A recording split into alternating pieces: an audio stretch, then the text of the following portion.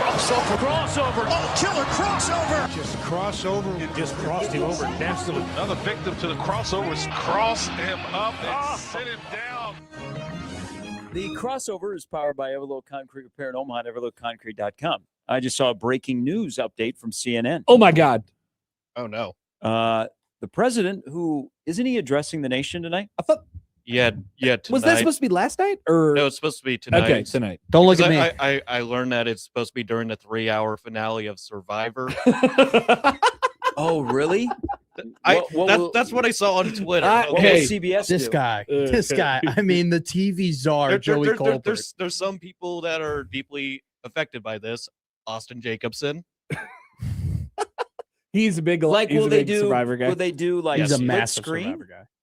No, they're not going to go picture in picture on the president and the Waka Waka tribe.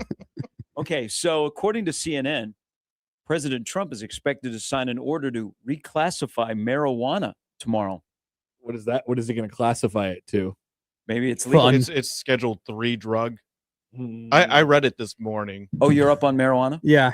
You're keeping it in tune. I'll be in Colorado. A boy like you lives in Colorado. Do you not know what state you live in right now? And they have fought everything possible, even yes, medical marijuana. I am aware.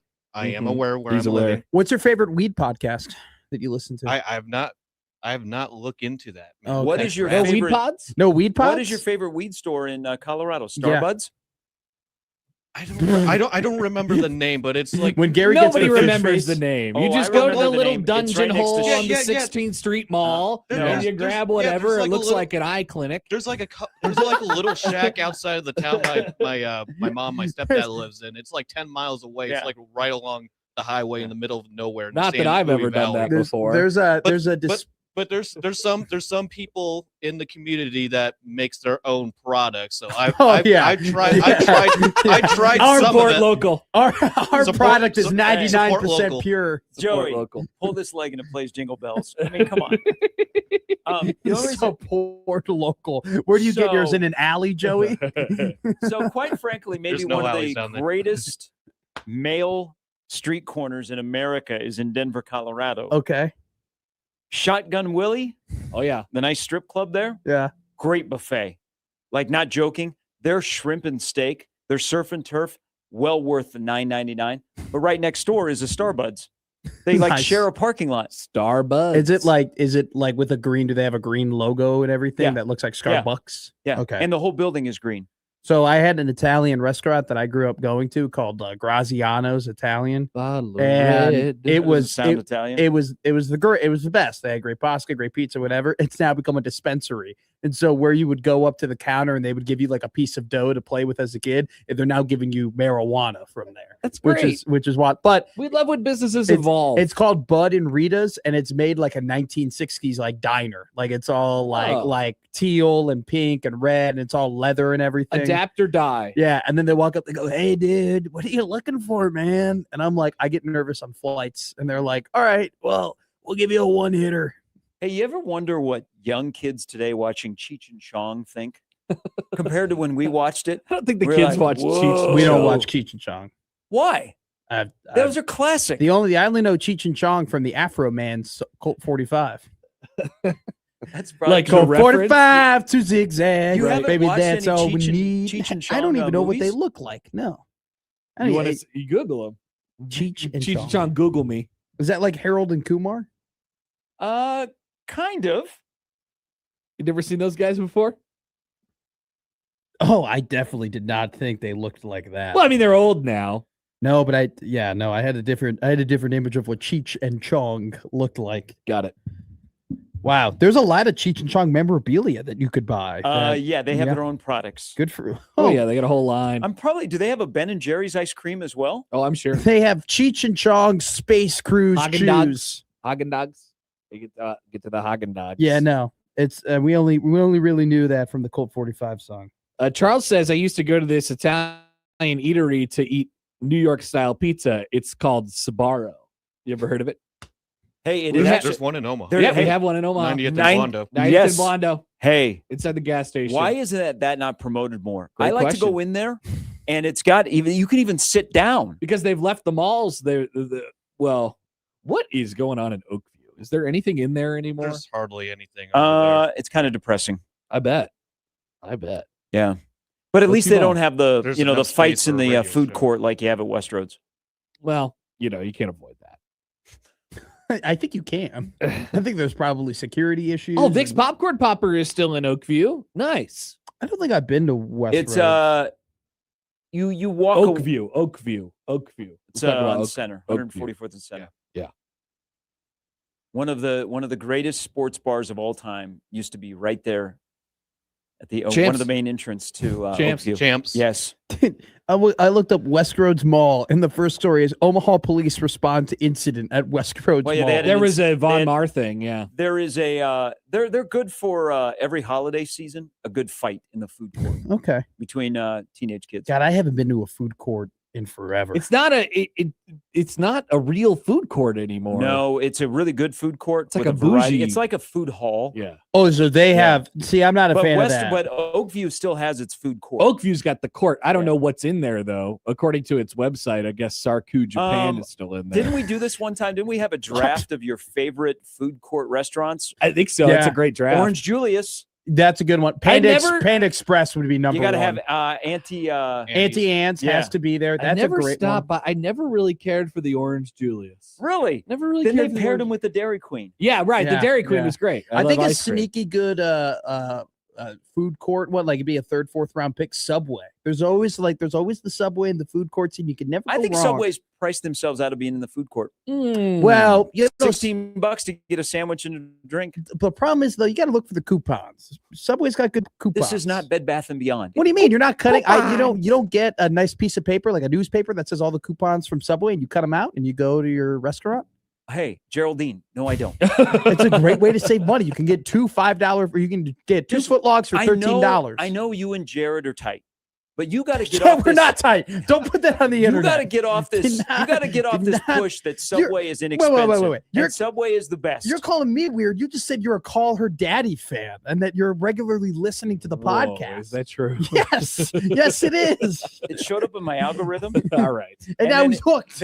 But I just learned today that there is a difference between the young beginning of Call Her Daddy compared to the more mature one now. Yeah. And I got the young one, Oh, and I'm like, God, if I would have only known this like 15 years ago, I could have used some information against them. intelligence for your life. It's like she's What like the modern what day John intelligence Tesh. are you gonna use? Hey, you know what I Don't do? say it. Okay. Don't say anything. All right, sorry, Don't sorry. don't say anything. I forgot this program. We're on the Connor Happer show now. Different program over here than it was Family 30 friendly. minutes ago. All right. Fremont Fred says Oakview Food Court, brunch box, a Japanese place, a Chinese Sarku place, Japan. and a pizza place that's Mexican, which is weird. Awesome. Vic's popcorn and an ice cream place. Yeah. That's all you need. You know what? If we were doing a food court draft, can I just draft the claw machine? Because sure, I'm not drafting that. there's always the claw machine at the What food court. are you in a food court draft? That's going to be one of your draft You picks. gotta have the claw machine. You gotta have the weird ride that nobody rides at the food court. There's always that one. My God, what bad NFL GM are you? Apparently, the Chinese place in Oakview Shane. is called Mr. Rice, which is an awesome name for a Chinese restaurant. Mr. Rice. Now, what if the owner actually his last name is Mr. Rice? Rice. What if it's just like a white dude? You know, just a white guy. Whatever. I don't Ben know. Rice. Why do you got to be racist? Why And- can't we have brown rice? And there's the I did it. pizza You can't infer things The that Mexican I say based pizza off things I didn't say. is called Pizzeria El Portal. El Portal. Oh, okay, so it's a Mexican pizza place. I have no description of it. It just says Pizzeria Is it El a Portal. knockoff Romeo's? I don't know. I don't know what they're going for there. By the way, have you guys had Godfather's taco pit? Try my taco pie. Like, it's good, man. I've had their not had super it in a while, pizza. but I do like their taco It's pizza. good. Dude, Taco they pizza's have Godfather's has a super thin pizza, like a really thin pizza. Yeah. They gotta sell. That's got to be their main attraction. Oh, it's man. it's out there. That thing is banging. That thing is good. It's out there. I would eat that regularly, like as a regular pizza. I would have that pretty consistently. So the chips are the big thing with the taco pizza, and then how much it goes into the cheese. Happy Joe's, which is an Iowa thing, and Godfather's, two of the best taco pizzas because of the chips that they use. The chips, like this, like the strips that they put on top of it. Is that what you're talking about? Or some just use Doritos. Oh, crumble interesting. that up and What a Yeah. move. throw it on top. Where did you have taco? Oh, Creighton. Yeah. A lot of Godfathers at A Creighton. lot of Godfathers at Creighton. Mhm. There's so many. I feel like I could just take a whole pie home and nobody would Well, care. you probably could. And if you You would definitely become a could. season ticket holder, you would get an extra benefit from Godfathers. 75 points. Oh wow. That promotion has been going on for. I think as long as they've been Yeah. at the That is Quest a Center. great connection between Creighton and Godfathers.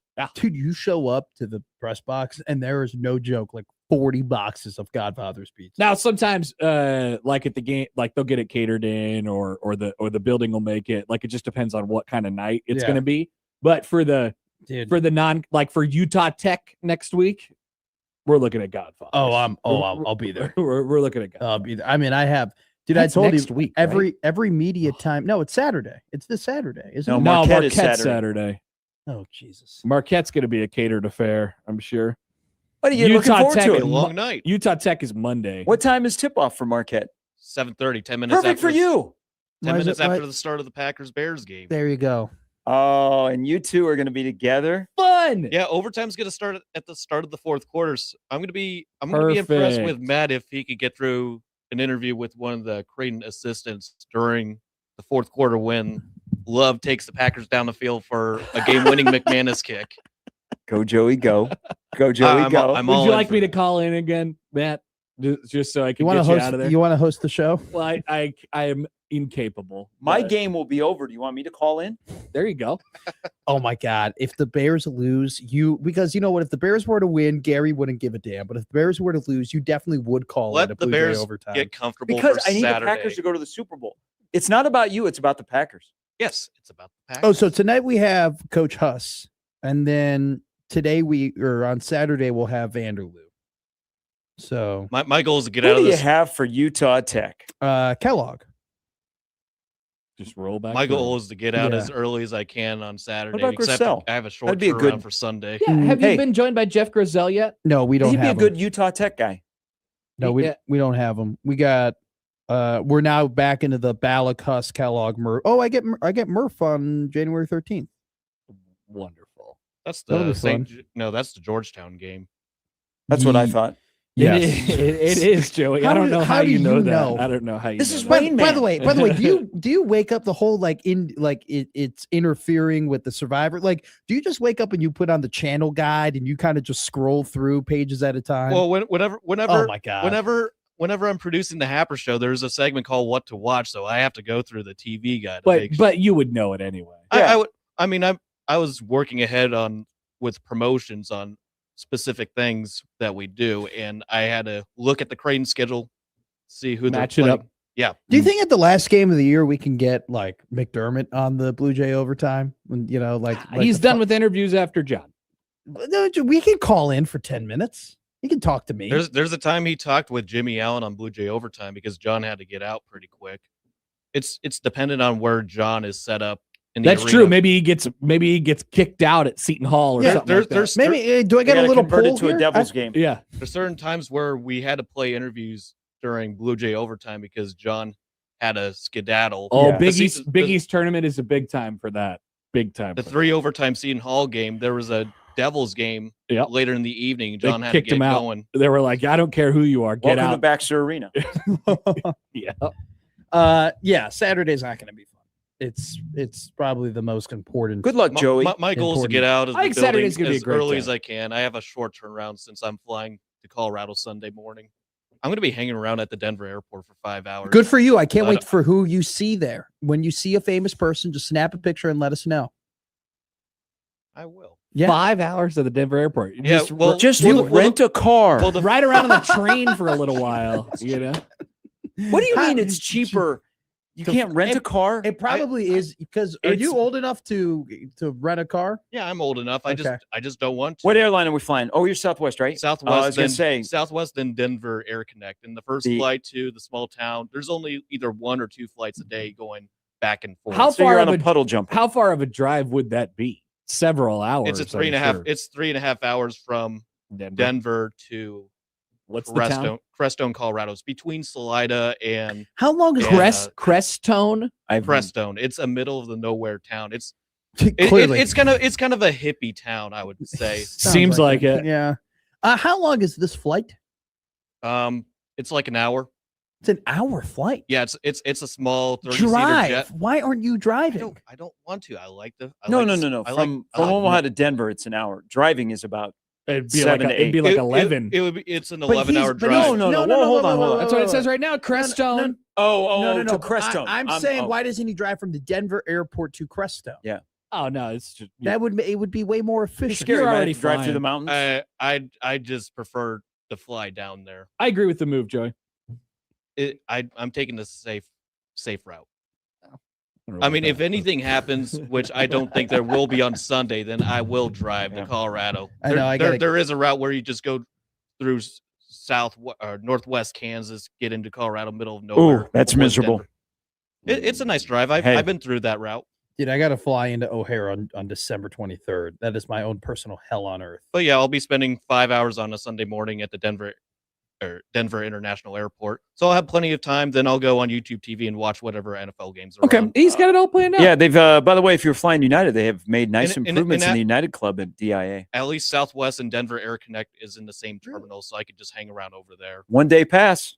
Yeah. Well, Call Chris yeah, Prudon. I mean, I'm a United Explorers card member, so I get passes kind of whenever as I please. Yeah, will that get you into the new fabulous Omaha Lounge when it is? We don't know built? which airline or if it will be all of them. Apparently, it's not going to be attached to an airline. It'll just. It'll just be a lounge. It'll just be. Oh, do you have to be Ooh, will I it be don't know. attached to Epley? You have You an think Epley you card? have to buy a Ooh, subscription? I'm not sure. I think it's maybe a maybe if you subscription. are a club member at other airlines, you'll just get automatically involved in the Omaha Lounge. Be great.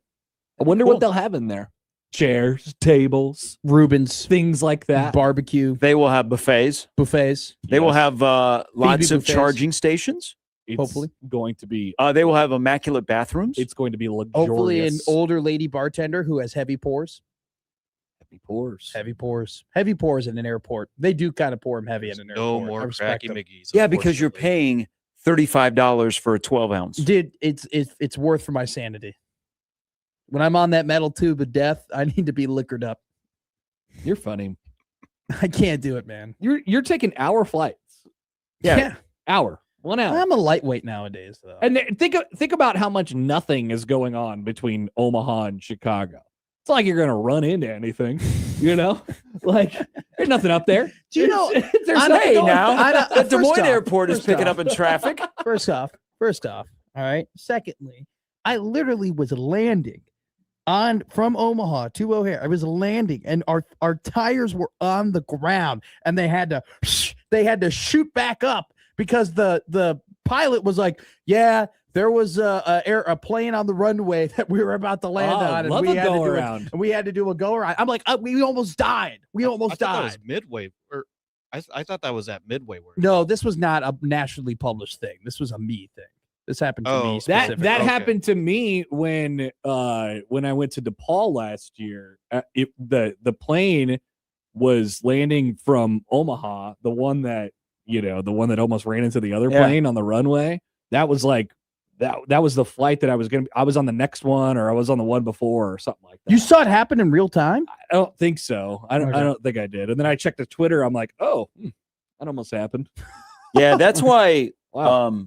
there have been videos shared of, JetBlue was like the first one to offer TV. And there was one incident where that JetBlue flight was in trouble. Mhm. And there were people like emergency vehicles on the runway. Yeah. And so people were watching. You talk about the Windhorse one. Yes. They were watching maybe their fate on TV on the Oh plane. my God. Yeah. Dude, wasn't it like a Post Malone, like the tire bursted, like the front tire bursted on like one of his private planes, and they had to land it, and it was like on national television of like, we might be broadcasting the death of Post Malone here Wow. on his plane. Leonardo landing. DiCaprio had a famous one. What he's talked about it before. Wait, go. Yeah. I don't need to see that because when I was a kid, the plane that crashed in Sioux City, Oh, like and watching television in Des Moines. Oh yeah. So everybody was carrying it live, and you watch it go somersaulting down the runway. oh. Now, thanks guys for really You'll be fueling fine. my anxiety. It'll be. Fine. I fly on Friday. Yeah, you fly more than I do. which makes Straight it shot worse. to Houston, baby. Connor I Happer got once- pilots in the family. Connor Happer once airline told me, he pilots. goes, "You're not special enough to die in a plane crash." I don't think those were my It's words. The exact same thing. And then Wow. I don't think those are my words. Then you called me a crockpot. yeah. Thank you. Mm-hmm. This is the nicest thing you've ever said. to You me. have a warmth about you. You want me to knit you something for Christmas? I think you're capable. I'm not a knitter. What would be if you Focus didn't on know the Christmas what if- cards, Matt. Happer, what if you didn't know Matt and you were on a plane and all of a sudden it was just it was the smaller plane that's just got 2 on each side instead of the 3 across, and that was your seatmate. I don't say anything to anybody. That's on the good. flight. And I that just would mind my own business. right. I don't. That's good. good. I'm not a chit chat. You take off your shoes because that's a Hell popular no. thing to do these days. No, what I do though is I take off before I enter. I take off my coat How many times do you go to the bathroom? once, Every time? probably. That's too many. I know. I always piss people off, but so what? then you know what? You sit in the hey, aisle. then why don't you get an aisle seat then? No, pal? because I got to put my head on the window. See, he's got things. Yeah. Yeah, Right. you're the He has a person that we system. don't like. That it's got to go to the You bathroom just all end. the You time. can just end the sentence there. Sit on the aisle.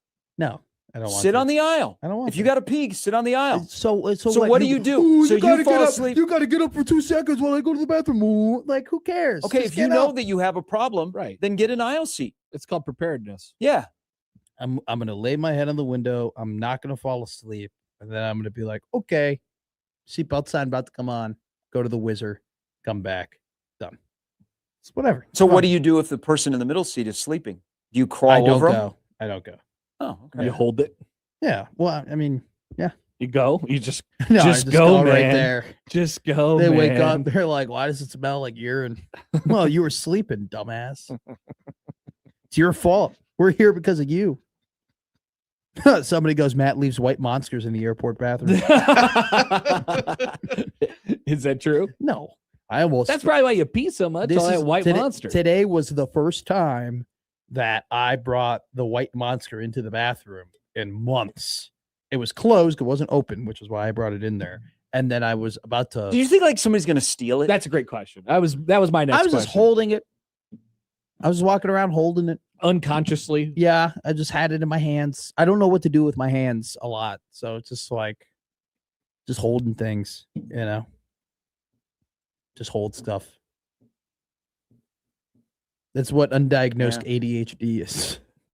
Charles writes in, he says, give the person with the smallest bladder the aisle seat. Maybe that they should do that. Everybody goes through a pre-screening. Who has the smallest bladder? They all get the aisle seats, and No, I everybody need the gets window. happy afterwards. I pay premium to get the window. All right. I have to have the window.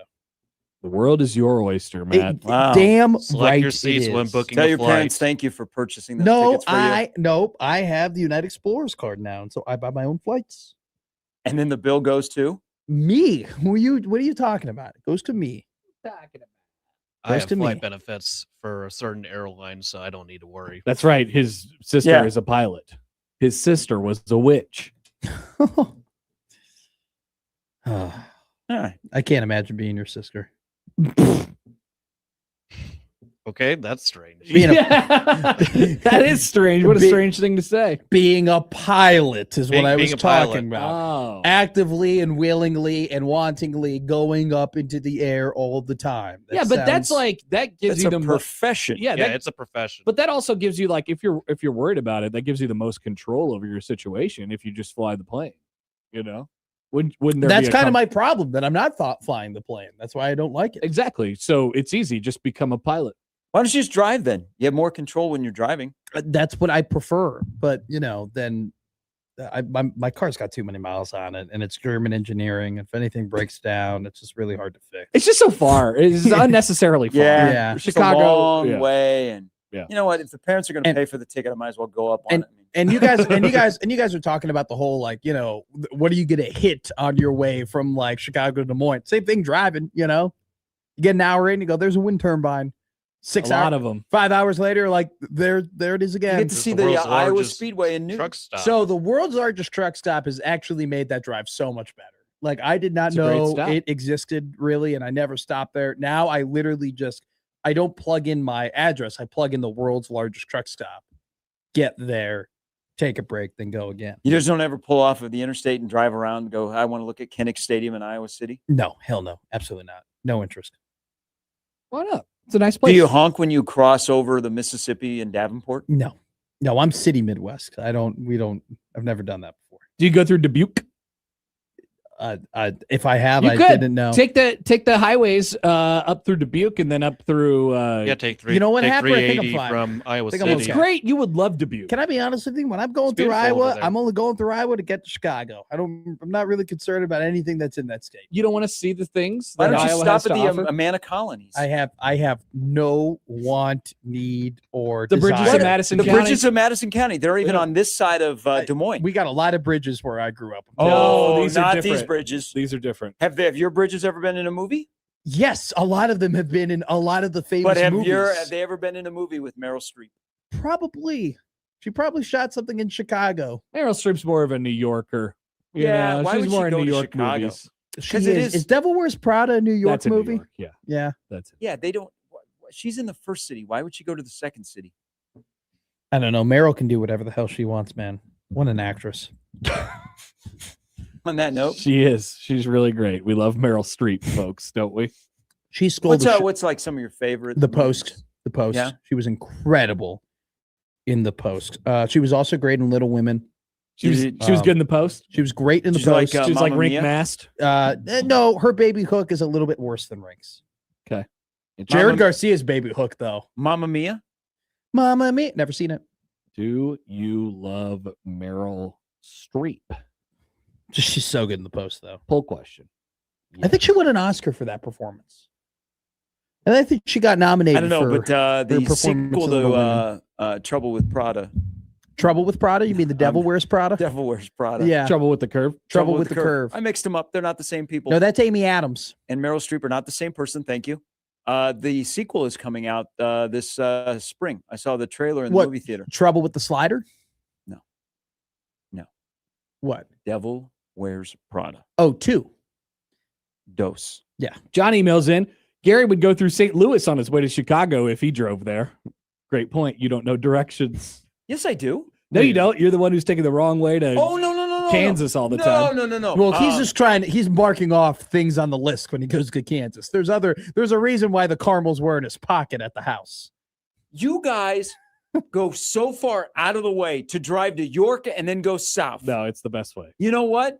Why don't you go visit my friends in Plattsmouth There it is. and also in Bellevue There and it get on is. 75, and that's a lot better. It's not. Or go on the turnpike. But yeah, let's go all the way out to York and then let's go south through all of these little small towns. We go out of our way, and you know what? At the end of the day, I'm getting to Wichita or Oklahoma City sooner than you are. No, you're getting there later. But I don't know that there's a real scenic route to Wichita, you know. There is not, but there is something like when it dumps you out right there by Newton, Kansas, onto 35, and you're like, I think it's 35, and you go, oh, got it. Yeah. Texter You know from the 402 says take the megabus. You can take the megabus. You can't take the megabus to probably Wichita. You know, Take the megabus to Is Chicago. Megabus still around? Great question. Because it used to load right next to Crossroads. Oh yeah, megabus. It's still happening. I would not mind taking the train at some point. I thought you did, and then we figured out it was the wrong train. Not the Metro, the Amtrak. Yes. Let's see. When are you going Metro, home? when it just goes in downtown Omaha. When are you going home? The 23rd. 23rd. I'm gonna get you a megabus ticket for the 23rd. When are you coming back? The 4th. The 4th. Oh my goodness. Yeah, because we will not be on the air on January 2nd. Yes, we will. We will not be. Who? What? He made the decision. He goes, "Hey, we're not going to be on the air January 2nd." I was like, "Really?" And this is okay. And I put it in. They're like, fine. And so there's no show. No, we're gonna have best of or whatever. Just doing one extra day of best of. I'm doing a show that day. I was like interested in doing a show because there's a lot of stuff to talk about. But Matt took the reins. Stop it! Stop it! Like I held your feet to the fire. I didn't even know Right? about it. All right. Megabus. Yes, you did. Megabus leaves Omaha 9:00 on the night that you're set to leave. It will arrive in Chicago at 5:45 in the morning the next morning. It's a red-eyed megabus. How long is it? It's 8 hours and 40 minutes. That's actually But not you get to terrible. stop at some really nice places. I don't think you're stopping. I think they're That's just straight. How much is this ticket? Well, it's $121. It'd be Okay, wait, $280 hey, don't cheaper they still, than what I had do they to pay. still do like first in is $1, second in's $2? I don't know. I think that's what they used to do. What is this, bingo? What are we- $121 a piece, and you basically just take the red eye. You just go What is- sleepy Wait, the wait, wait, entire wait. time. There's a buy-in for the bus. No, it used to be. I gotta put up an You ante. used to be able to get Megabus for like $1. Oh my god! I've never The megabus Dolphins before. are benching too at Tagovailoa. Mm-hmm. That has nothing to do with the Megabus. No, it doesn't. Well, he's probably taking a Stop trying to not megabus talk about New the Orleans. megabus.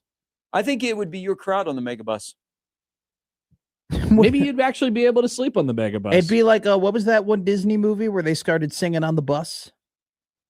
the wheels Porky's? on the bus. I don't know. All aboard the choo-choo train. All aboard the choo-choo train. Not familiar with that. Not sure. I think you never know. You might get on the bus and somebody might have a guitar and they might just play for 8 hours. They'll call you Megabus Matt. Megabus, Mick Megabus. And then maybe one day you'll grow up and be Megabus. the driver.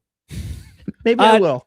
Channel 3 Sean writes in, he says, driving to York, then south on 81 to 35 is the only way to go. Driving through Topeka to Wichita is crazy unless you like driving through the Flint Hills, which Gary apparently does. Is it the same time to do it your way? My way gets you there quicker. It doesn't.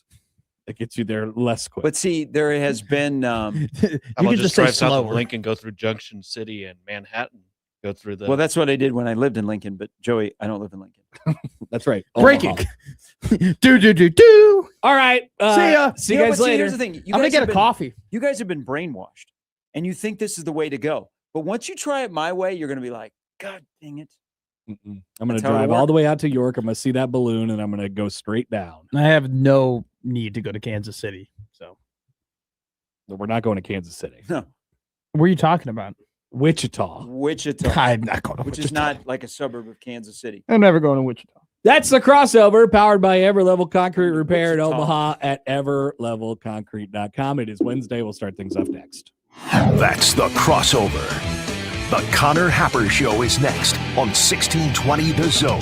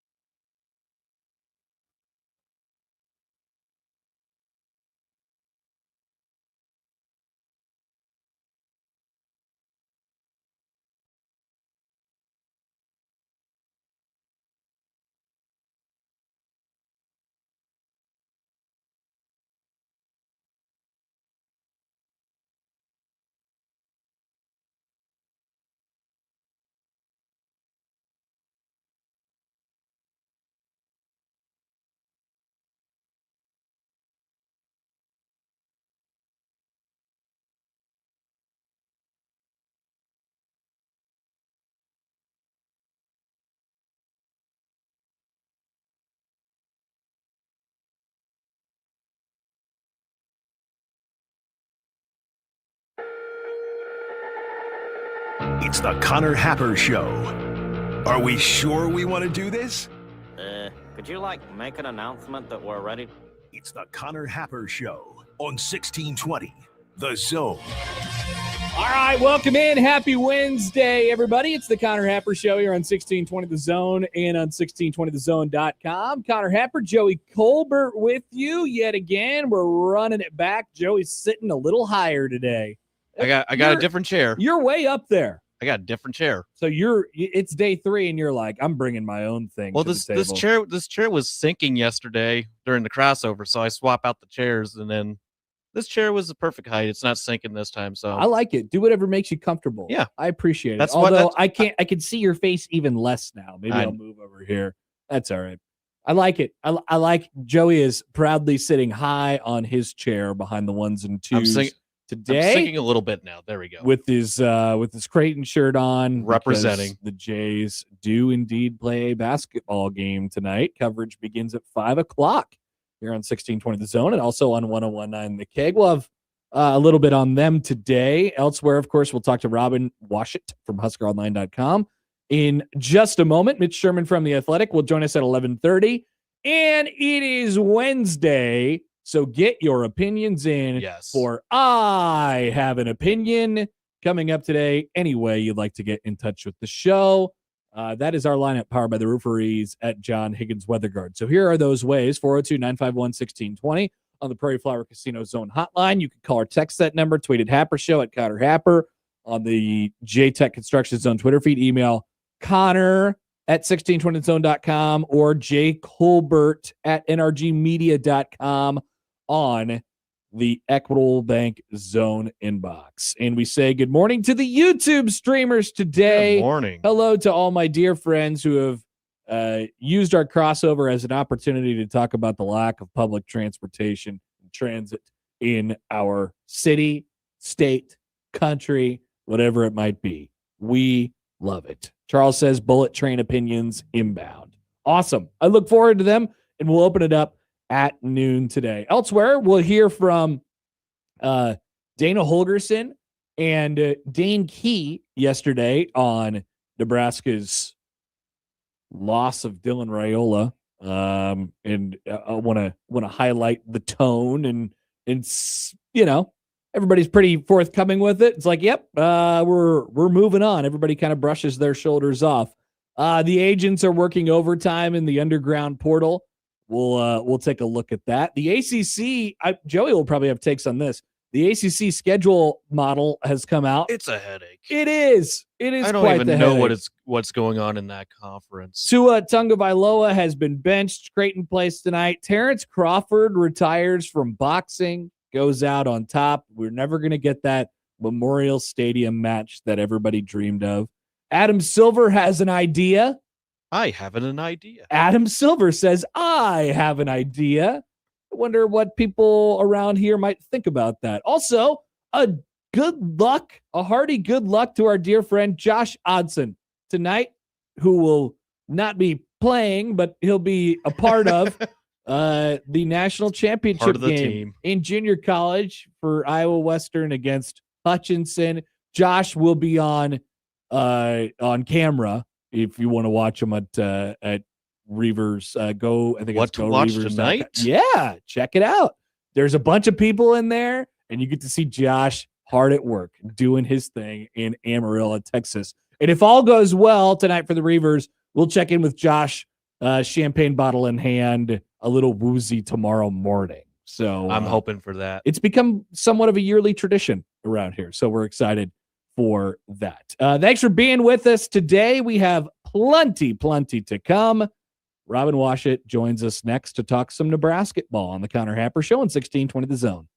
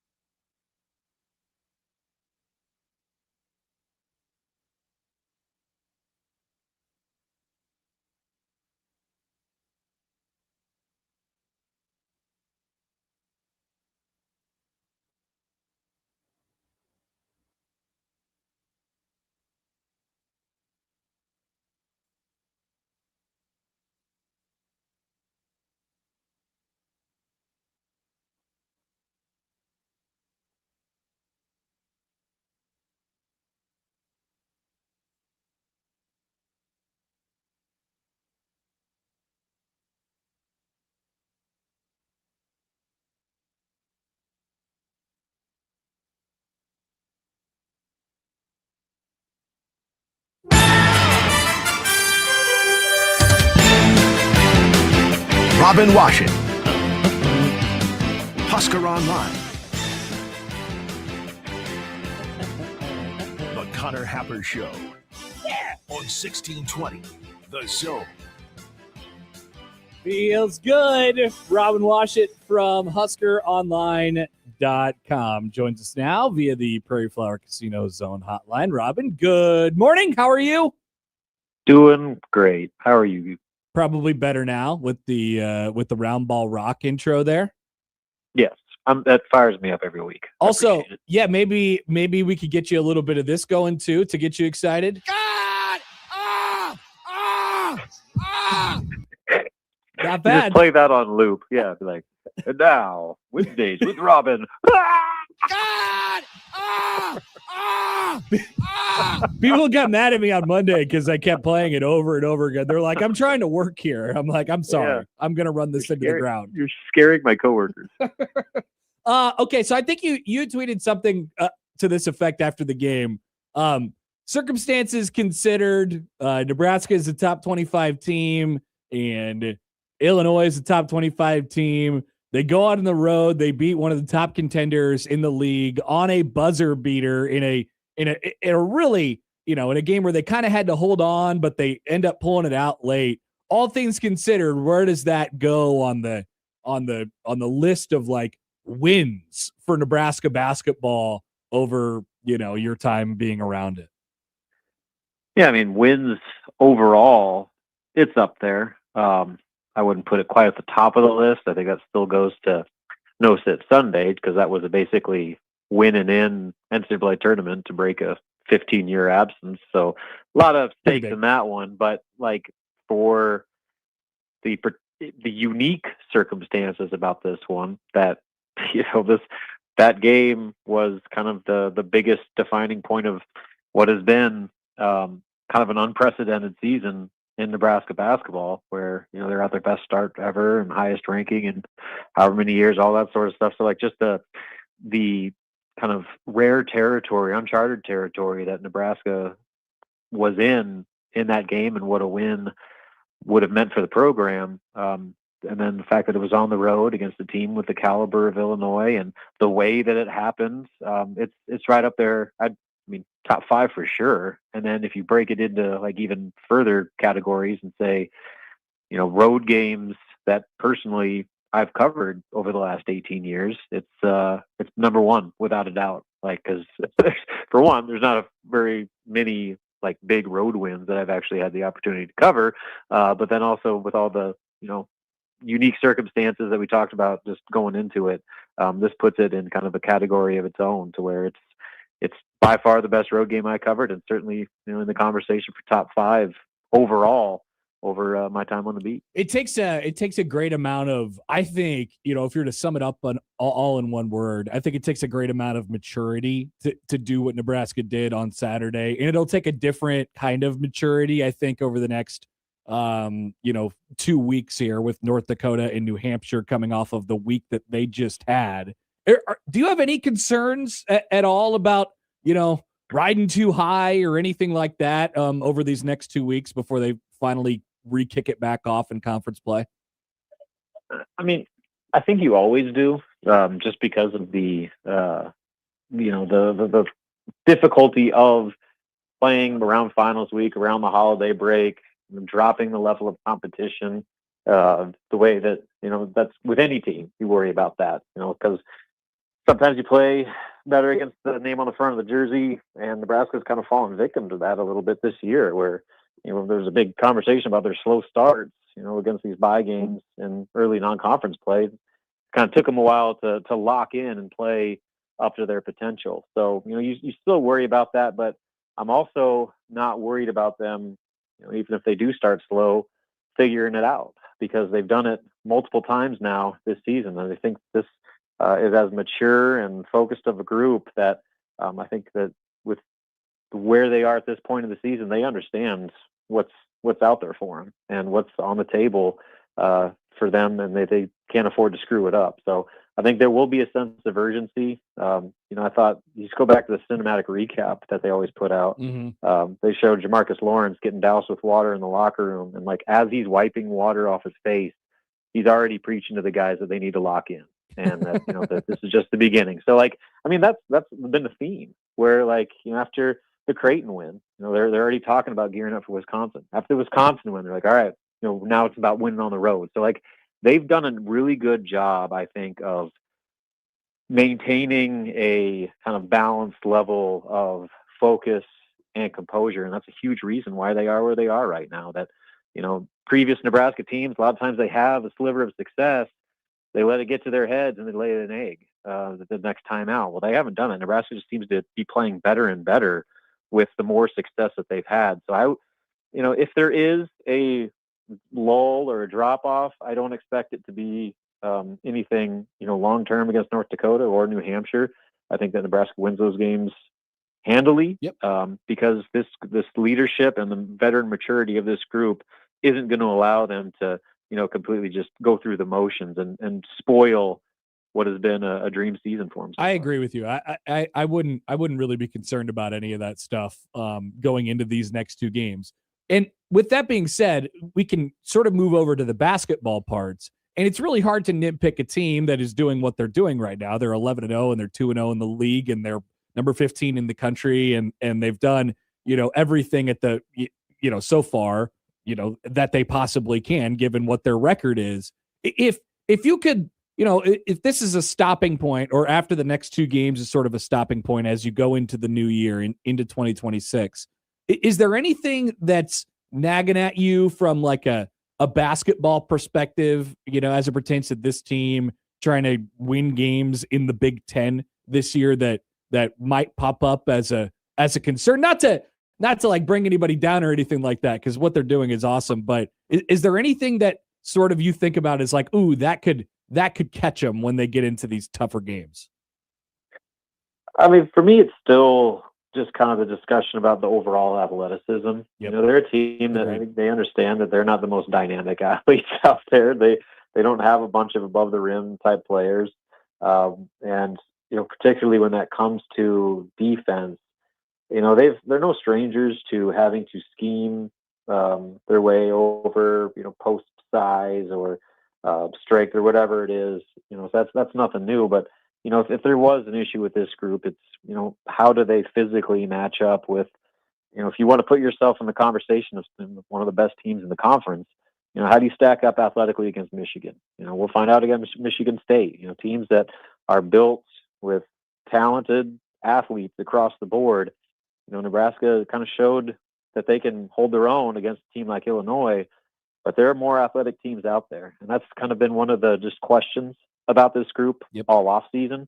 And we'll see. I think that they have the ability to shoot their way around that. They have the ability to scheme their way around that. And then, like I said, when you have a bunch of guys that understand what they're supposed to do, where they're supposed to be, and play the right way, a lot of times that can make up ground for just pure one-on-one talent. So if anything right now, it's like if Nebraska wants to keep this thing going forward and enter that territory of like a legitimate Big Ten title contender, right, I think the athleticism is going to be the biggest hurdle they have to try to overcome when they get to games against that level of competition. Okay, so naturally, I'll ask this question: what is their ceiling? I mean, all that stuff included, looking ahead at the schedule, doesn't necessarily have to be in a win total or anything like that. But when you look up at the end of the year, best case scenario, what does it look like for this group as they head into the main part of conference play in a couple weeks? Yeah, I mean, it's still December, so there's a lot of ball left to play here. So I still think, though, that what they've shown to this point, I think fair goals would be top 4 in the Big Ten, potentially. I've seen them as high as a 4 seed in the NCAA tournament. I don't know if I'm quite ready to go there yet. I think I have them more in like the 6 range, but like I think somewhere between a 5 or a 6 seed, top 4 in the Big Ten. Great spot. Love a 6 seed. Love a 6 seed.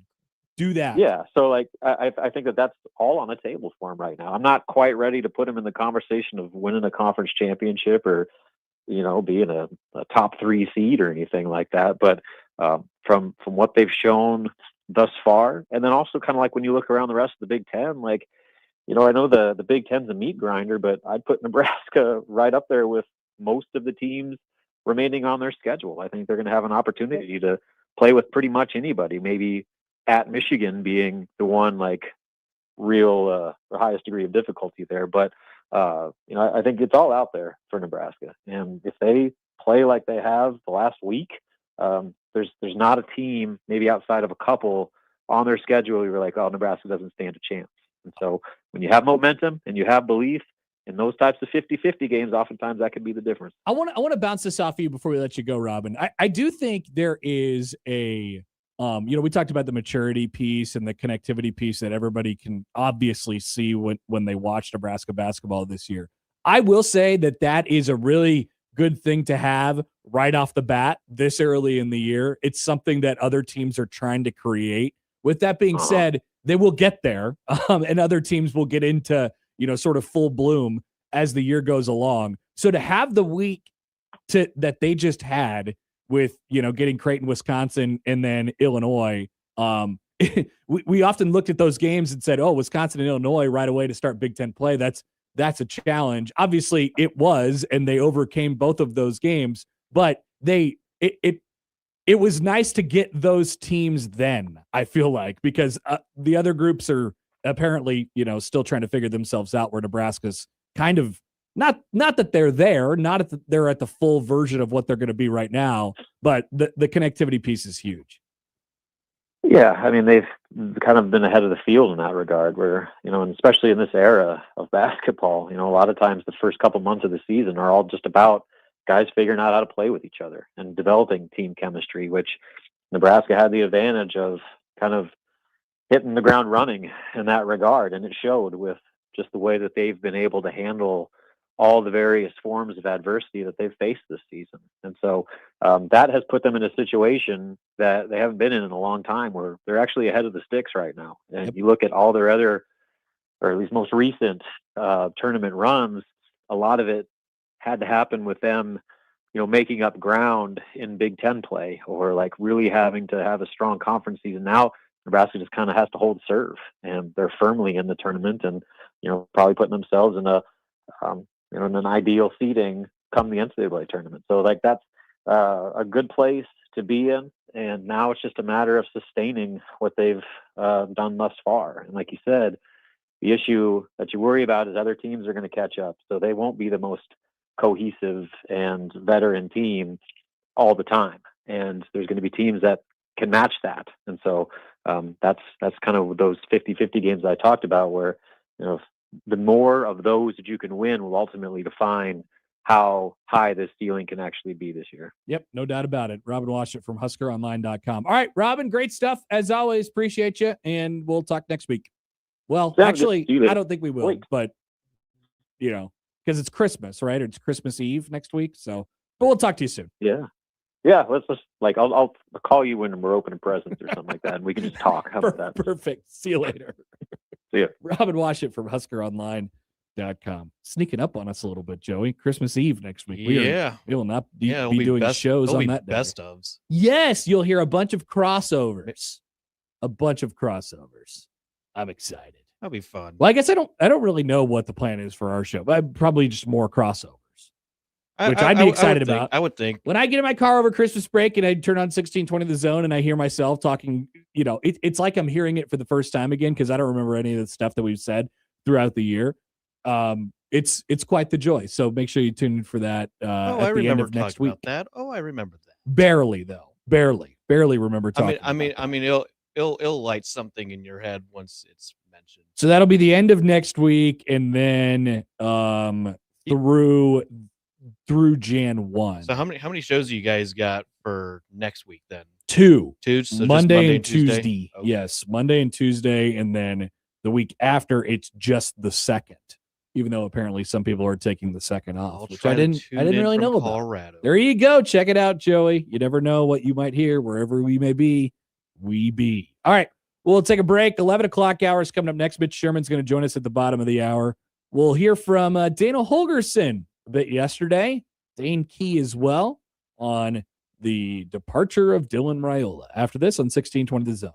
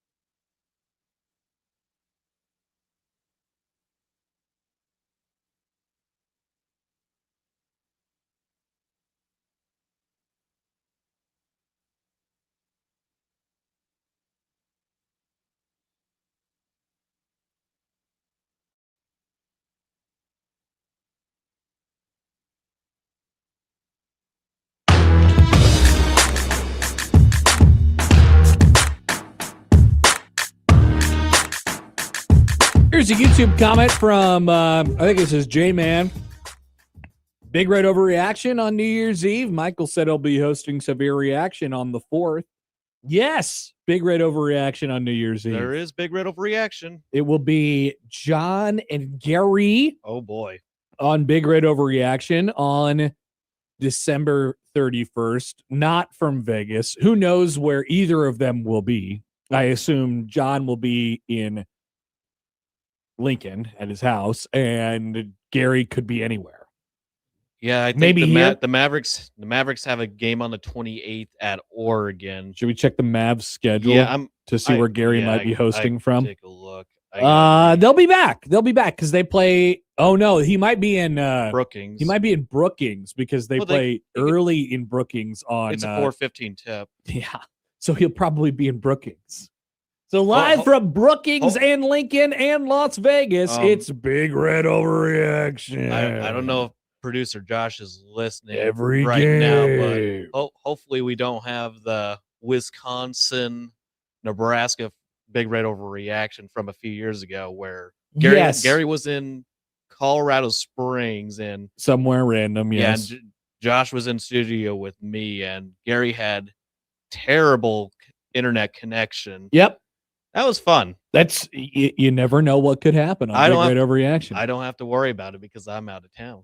That's right, Joey. Out of sight, out of mind for you. Even though it sounds like you are at least a little bit worried about it. You have thought about it. I've taken consideration of worrying about it, but let someone handle it. Good job.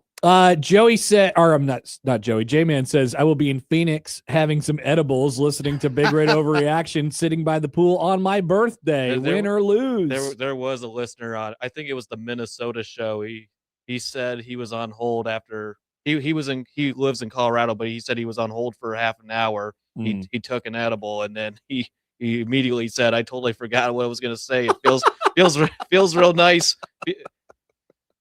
Feels real nice after taking one after such a bad defeat. It's New Year's Eve, Minnesota. It's your party, man. It's up to you. However you would like to ring in the new year, but we appreciate you ringing it in with us. It's about 6 to 8, I think. That's what Trey Dannon said last night. They haven't sold their entire ticket allotment yet.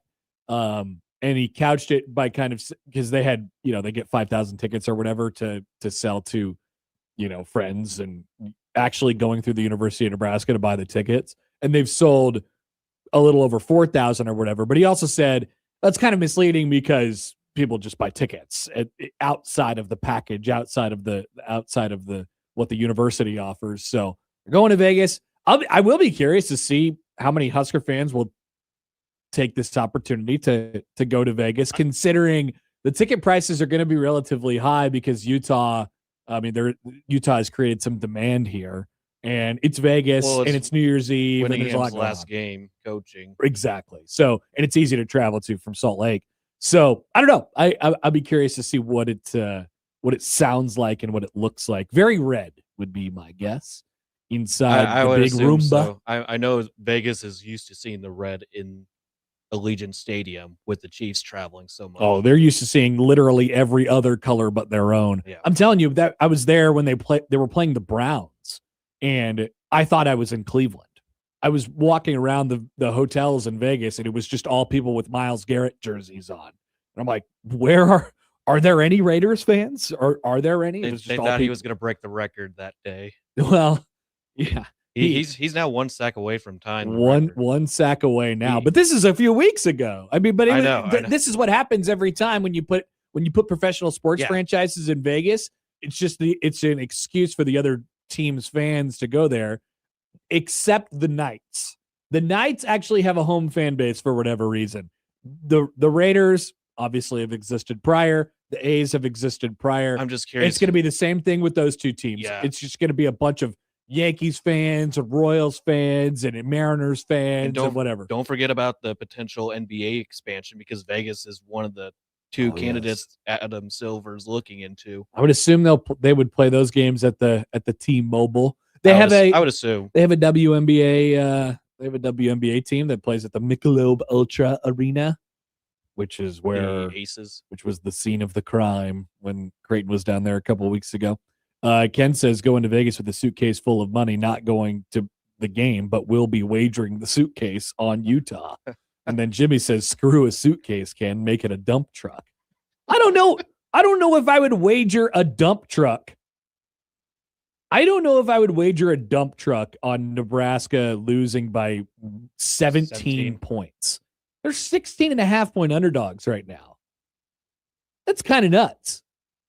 I'm not sure that I would do that. I wouldn't be able to mentally do it. Like if I'm a diehard Nebraska fan, it would just feel so painful to go in there and be like, yes, I'd like to put my entire suitcase full of money on the other team to win by 17 points. What if you get the worst of both worlds? What if Nebraska loses by like 13? So it's pain and they get dominated or whatever, and you still lose your bet. That's the worst possible scenario. If I wagered an item, if I still had my Nebraska hat signed by Scott, or no, it was Mike Riley and Sean Eichhorst. I would wager that, but it ended up somewhere. You would wager one Mike Riley signed hat on it. Well, me too. Mike Riley and Sean Eichhorst. Which he had to be there to sign the autographs. That could be ironically worth a couple dollars. Something I don't know. I don't know. I got rid of it. It ended up at some Goodwill. I don't know if someone picked it up. Jeff has a good point. He says Nebraska has a tiny baby defense and no offense. That is true, but it's still 17 points, and it's a random weird bowl game. Anyway, we'll have time to talk about that over our remaining week of shows here on the Connor Happer Show. Let's go back to yesterday. Joe, I have some video for you all here. So Dana Holgerson, who I always appreciate listening to, he tells it how it is. People were wondering going into yesterday, what is Dana going to say? Is he going to say anything about Dylan Raiola? Can he say anything about Dylan Raiola? I think up until yesterday, people there was still this twinge of, oh, well, he deleted his Instagram post. So, I don't know what that means. Maybe he's not in the portal. Maybe he's not going to be in the portal. Maybe he's not coming back. And I'm like, no, guys, give it up. And then Dana Holgerson came to the podium yesterday and acknowledged all of it and said the following. Here is Dana. I'm not going to speak on any of that. I really loved working with Dylan. He's a great kid and, gave a lot to this place for 2 years. And just look at what's going on across the landscape of college football. How many quarterbacks have popped in the portal that were starting at their school? I mean, it's the new norm. And so, I can't speak for him. And I just, I enjoyed working with him, and I wish him the best, but at the end of the day, my job's not done here.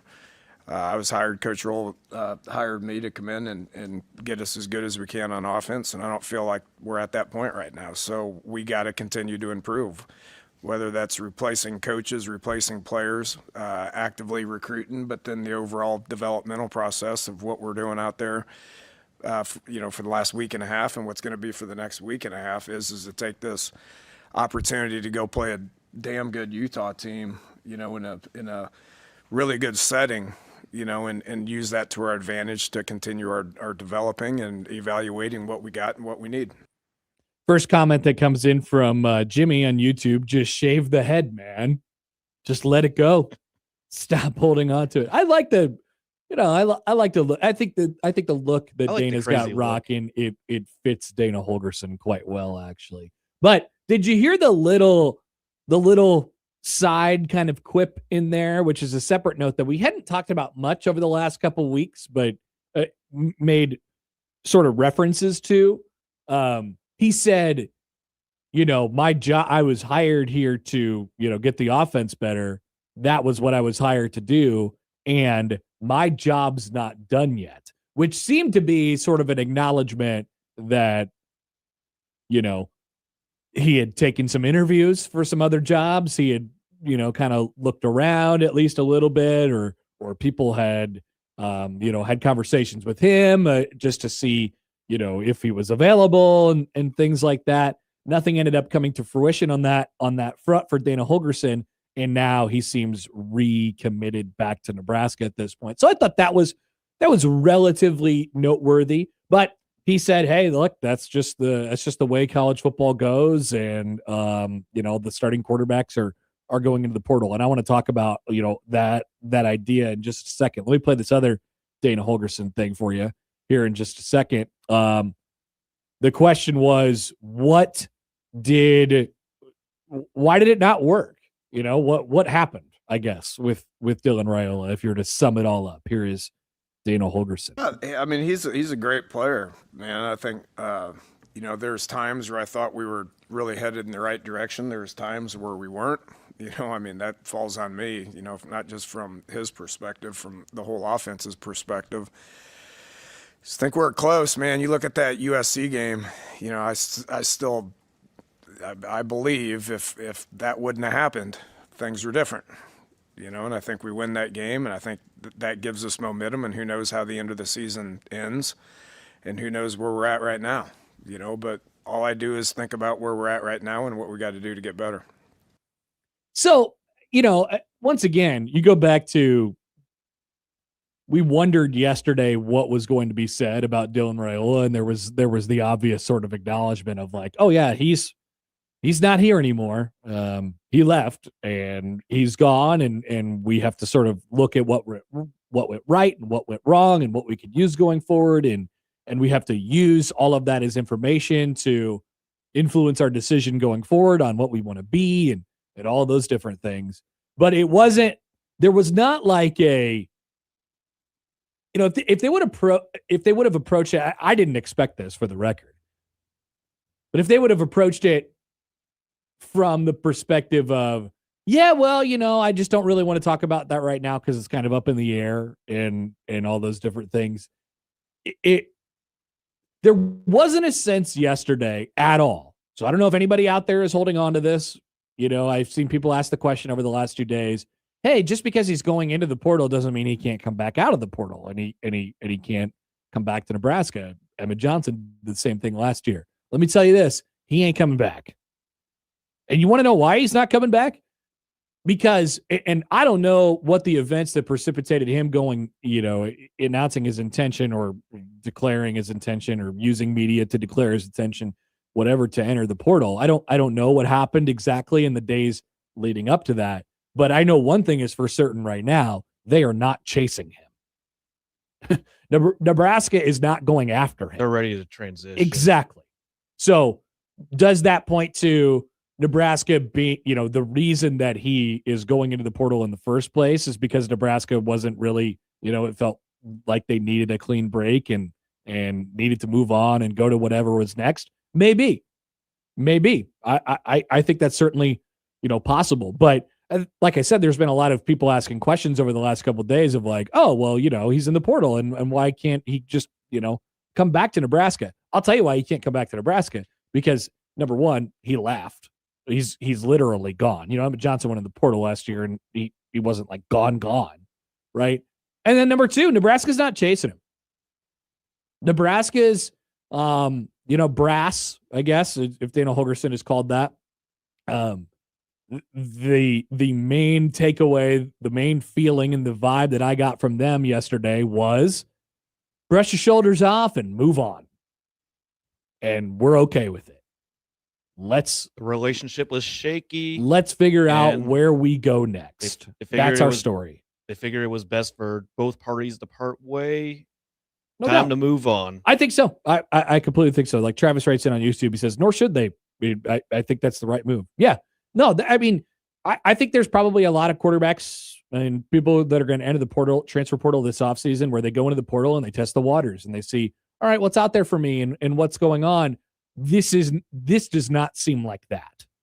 I think it's very okay with Nebraska that he looks for other options, and I think it's okay for him that he looks at other options as well. And I want to talk about a little bit of the kind of underground and the agents and the I don't know, the PR stuff that's going on right now as far as the quarterback carousel is concerned, a little bit later on in the show. But I do think Nebraska's tact on it yesterday was, all right, he's gone and we're going to brush our shoulders off and we're going to move on to what is next. And they are not chasing anybody down. That is for sure, but especially not Dylan Raiola at this point. Drake writes in, chasing 15. Oof. Yeah, not chasing 15, it seems like in this specific case. I want to play another one from yesterday.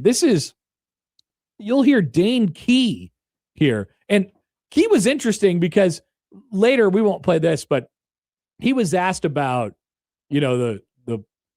the transfer portal and his thoughts about it in general. And he said something along the lines of like, hey, look, the grass isn't greener. And it was hard for me to tell if he was talking about his experience or he was giving a warning out to Dylan's experience, which was, interesting. But here is Dane Key yesterday and mind the wording here on Dylan Raiola. I think everybody knows, like, today's day and age, everybody has to do what they think is what's best for themselves. So, what Dylan had to do was him and his family believe was best for himself. So, everybody here is, no hard feelings. Everybody knows the business today's age of college football. So everybody's super excited for him to go out there and do what's best for him. And, this team will continue to move forward with what they have to do in the future. He said him, and then he doubled back and he was like him and his family, which I felt like was notable and purposeful. I mean, given what's happened leading up to Raiola's departure. Yeah. We know it's not just Dylan making decisions. We know that it's an all-encompassing situation for him. Let's go to the phones here on the Prairie Flower Casino Zone hotline. Here's Michael. Hey, Michael. Thanks for calling. What's up? Hey, good morning, good afternoon, or more. I should say good morning, guys. How you doing? Good. Hey. I think that one thing we need to look at doing is I think we made Dylan too much of the face of the program. That it was really about him, and I think we need to get back to the fact that it's about the Nebraska program. And if you want to be here, you want to be here. But I think if he was possibly shopping last year. Now he definitely is gone this year. He's going to shop again the following year. I mean, it just seems like that's a trend, and I'm not here to dog him out, but I just think that when I look back, we never made Tommy Frazier like the face of the program. We never made Brooke Behringer or Scott Frost. I mean, it was the Nebraska program. I think we just gave him way too much latitude to make it look like it was his program. And even with the perspective of, well, he brought recruits in. Well, no, that's the recruiter. That's the job of also the recruiters and the staff to say that. And it was his team.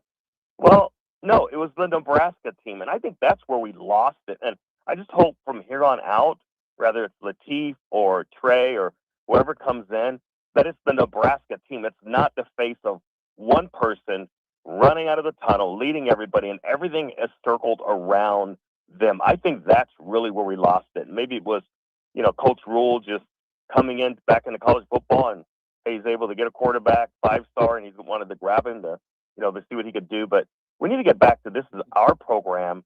It's Nebraska's program, and if you want to come play.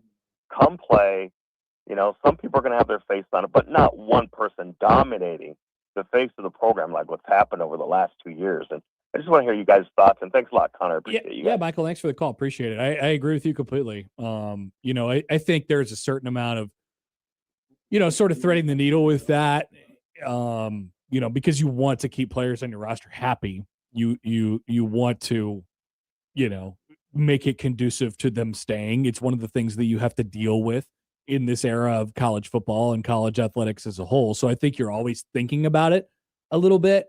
At the same time, I don't think it could be your number one priority. I mean, your number one priority has to be the, doing what's best for the team and having and recruiting, having an identity, recruiting to the identity, and playing football the way that you're supposed to be playing football. And so I think, I agree with you, Michael. I think there was times where, and it cropped up in a variety of different situations, but I think there was times where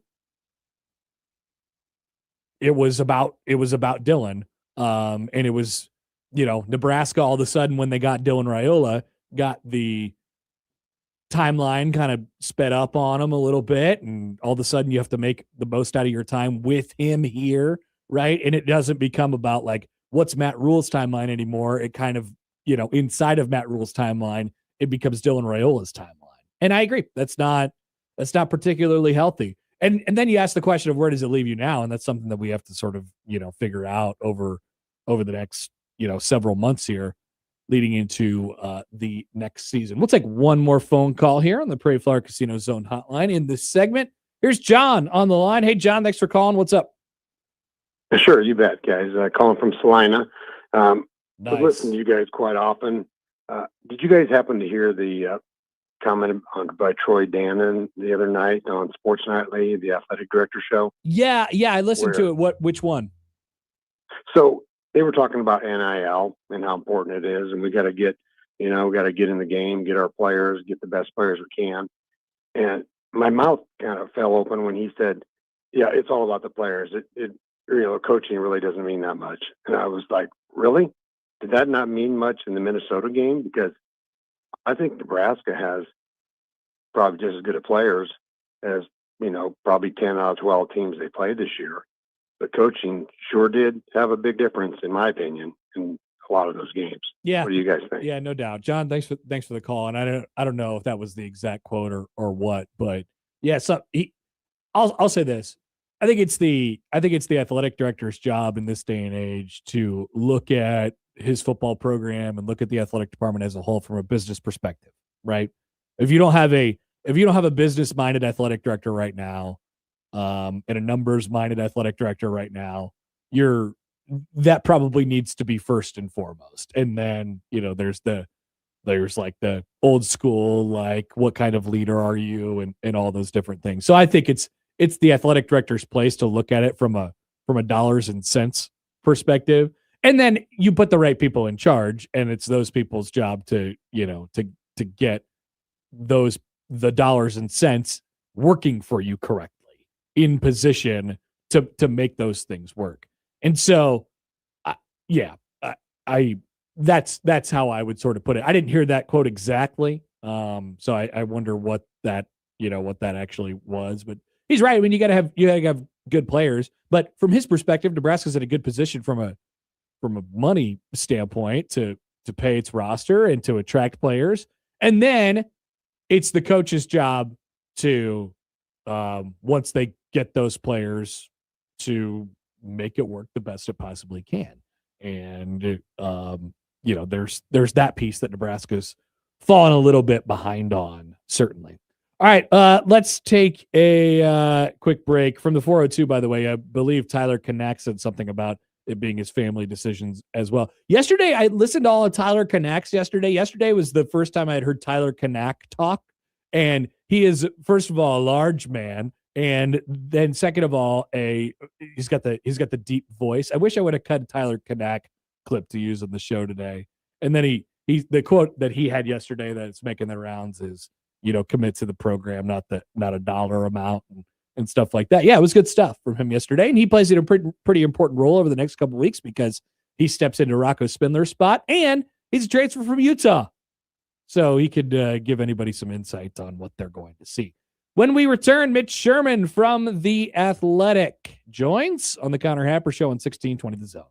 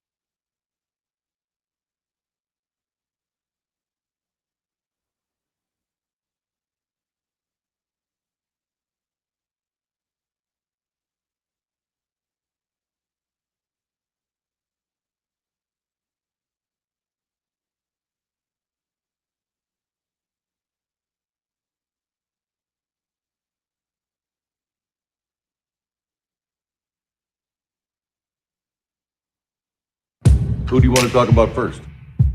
Mitch Sherman, The Athletic. He can play. And we need people that can play. And we'll never be royal. Let me live that fantasy. Oh. Mitch Sherman, The Athletic. On The Connor Happer Show. On 1620, The Zone. He can play. All right, joined now on the Prairie Flower Casino Zone hotline by our good friend Mitch Sherman from The Athletic. Mitch, good morning. How are you?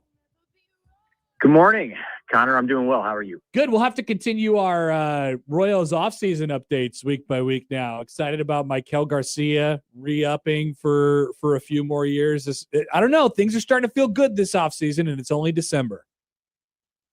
Yeah, my trusted advisor on the Royals, who's 15 and lives in my house, told me that he felt like things were in a good place yesterday. Good. Apparently signed a couple of, or traded for a couple of outfield pieces. Isaac Collins. Yes, I'm aware of the existence of those trades, but haven't dug in on the players. Got Garcia, that's at my eye level, and I see that 5 years for Michael. That's fantastic. Yeah. Locking up that left side of the infield. I think the 15-year-old in your house is seeing it well. I trust the trusted advisor. Keep following that until he leads you astray, which you never know when that could happen because he's 15.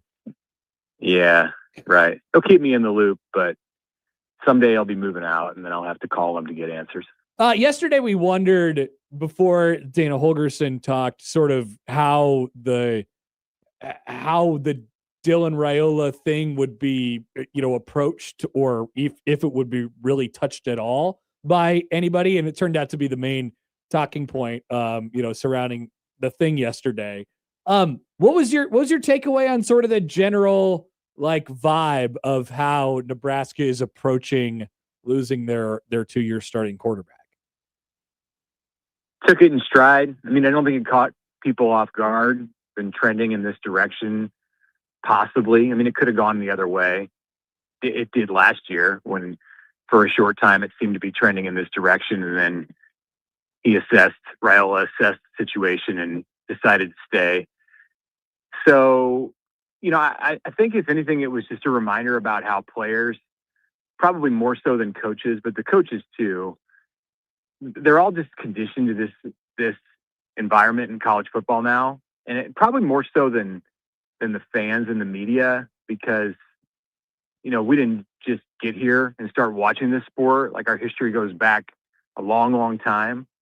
Like the coaches, the players, hey, before the transfer portal, man, they were just like in middle school or high school in the case of some of them. So this is just how it is. And when the topic came up with Nebraska players, even those who are returning next year and will have to fend for themselves without Raiola, it was like, yeah, that's how it goes. That's we're sad to see him go and wish him the best, but this is just college football, and that's the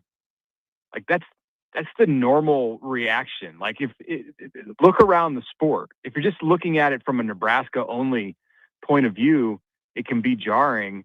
But quarterbacks, they transfer everywhere, and all of the quarterbacks transfer. To find somebody like Arch Manning now who's coming back to Texas for year 4, that is far and away the exception. So, you don't go into it expecting that your 5-star signee is going to transfer, but you have to know that it's a possibility, and everybody understands that life goes on, and Nebraska will find another quarterback. It might have that next quarterback already in the program, and if not, if it's coming from the outside, and they'll bring somebody in from the outside, either way, they're gonna they're just gonna be like everybody else in the sport, and that's it's kind of business as usual attitude. Next man up at Lincoln on Tuesday. One more on Dill before we sort of move, swing it forward a little bit. This question has been asked quite a lot over the last couple of days as we've had a chance to think about it retrospectively now. But if you think about the 2 years, what what did Nebraska and Matt Rule sacrifice by getting Dylan Raiola and having him, and what did they gain over these last 2 years? They gained visibility for the program. I think Raiola lent some legitimacy to Nebraska football under Matt Rule that would have taken longer to get if he had just signed with Georgia and Nebraska had its class in 2024 that, without Dylan, it would have added a transfer portal quarterback and maybe would have won more games. You don't know. So he put Nebraska back into the public view, I think, beyond the state, beyond the fan base in some ways. And he definitely changed the roster to a certain degree, and more probably in the 2025 class than in 24 because he was such a late add to that group. What did Nebraska sacrifice? Yeah, I just think the normal, and you said it this morning, Connor, like the normal organic progression of a program that was starting from the place that Matt Rule took over at the end of the 2022 year. He accelerated things, and there aren't really shortcuts. Some teams have taken them have been tried to take them and have been very successful. And at Nebraska and with Matt Rule, I think I know the build has been more step by step and slow, and they maybe sacrificed the ability to do that at the quarterback spot, because with Dylan, you had to take bigger steps. That was part of the deal. Like the expectation that he had coming in was that they were going to get to some great heights in his time at Nebraska. And if it didn't go that way, then you were probably looking at what happened this week. If you look at the port now, we don't know who from Nebraska is going in and what their losses are going to be, with the exception of Dylan Raiola and then the seniors that have left at this point. But if you think about it right now, and it's a snapshot in time, about the free agency period that is upcoming here in college football, where should Nebraska spend their most money? Where should they put their pockets as of this moment? I look at defensive line, and I know there are some young pieces there, but it's not a position for youth in the Big Ten, and so I'd look there, and not to go the bargain route, like spend big. That's where you want to swing big, and you have to spend big because Nebraska is a little bit desperate when it comes to that position, and the desperate team sets the market. So and you overpay for defensive linemen just in general, even if you're not desperate in most cases, because they're at a premium. So they have to go there. I look at offensive line. We got a chance to talk to Tyler Kanak yesterday, and I do think he fits in as a Big Ten caliber starter somewhere on the line next year for Nebraska. Aside from that, I think you probably feel pretty good about Justin Evans and Elijah Pritchett coming back. You got to retain those guys and make it through the portal period with both of them. But that's not enough to form a starting group. And we know the importance of the offensive line. I think that what Nebraska's brought in with the coaching stuff on the offensive line, Jeep Wade and Lonnie Teasley now being discussed by Kanak yesterday at the media availability, I think those guys both are going to lead to some options for Nebraska in the portal, whether it's from South Carolina or Georgia Tech or players that they recruited in the past. So that gives you a little bit of an in, but the offensive line is also important. And then running back, quarterback, it goes without saying, we already talked about that, but running back too. And we'll learn, that's the one position I think where we can really learn something about what Nebraska's got. Without Emmett Johnson, starting with Mekhi Nelson and Isaiah Mosey, different backs are going to be asked to handle a load. And it's just one game, and you have a patchwork offensive line, and bowl games they're just a different environment. So you don't want to put too much into that, but you'll get a good look, I think, at what those two can bring. And that will help you a bit in determining how much, what kind of players, just what you're looking at to add you are going to add in the portal at running back, but it should help clear up that picture a bit. So yeah, comparatively, obviously quarterbacks are going to cost more, than running backs as far as like the elite guys who are in the portal. But like comparatively to its position, do you want one of the running backs on the top of the board, or do you want one of the quarterbacks on the top of the board, or is there a way for Nebraska to sort of thread the needle and make it work out to their advantage in both of those categories? I could listen to an argument where you say you take one of the, if you have a chance to get like a top 3 player at one of those positions, that you do it at running back. Because like having a sure thing, not a sure thing, but having a situation at running back where it's not a certain downgrade from Emmett Johnson, an All-American here this year in his last season at Nebraska. If you can reload there and have the pieces that are returning, moving up and playing at a higher level, advancing, developing, then that's one big sigh of relief for Nebraska. Quarterback, it's kind of a crapshoot. Maybe you have your starter in the program already, but you need more than that. I think you want competition. I think you want to bring in somebody who has the potential to start if that's the way that it plays out. But yeah, I can see like not aiming.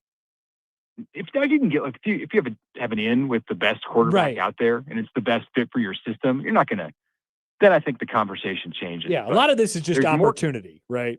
Yeah, there's a ton of competition for those quarterbacks, and there will be for the running backs too. But I think Nebraska can probably, especially having a first or second team All-American that is leaving your program right now, like that can have an immediate impact on who Nebraska appeals to at the running back spot. So I'd say aim high there. And if you take someone who's a little more under the radar or just like a better fit at QB, then it's probably all right. Like great Nebraska teams, you don't want to always make that comparison. Just how about just great teams in general? Like Texas Tech's a great team this year, and the quarterback is not the star of that team. It doesn't have to be that way. So often at Nebraska, we've looked for the quarterback, all through the Adrian Martinez years and some of the other recent seasons at Nebraska, certainly with Raiola. You've looked for the quarterback to be the star of the program, and you can have great teams, championship caliber teams, where that is not the role of the QB.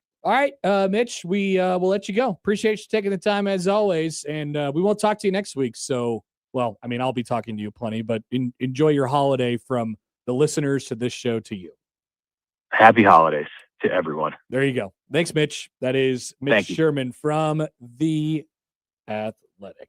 We'll be talking pretty much every day on the podcast. So if you're curious how Mitch's holidays are going, you could just listen to that. All right, we'll take a break.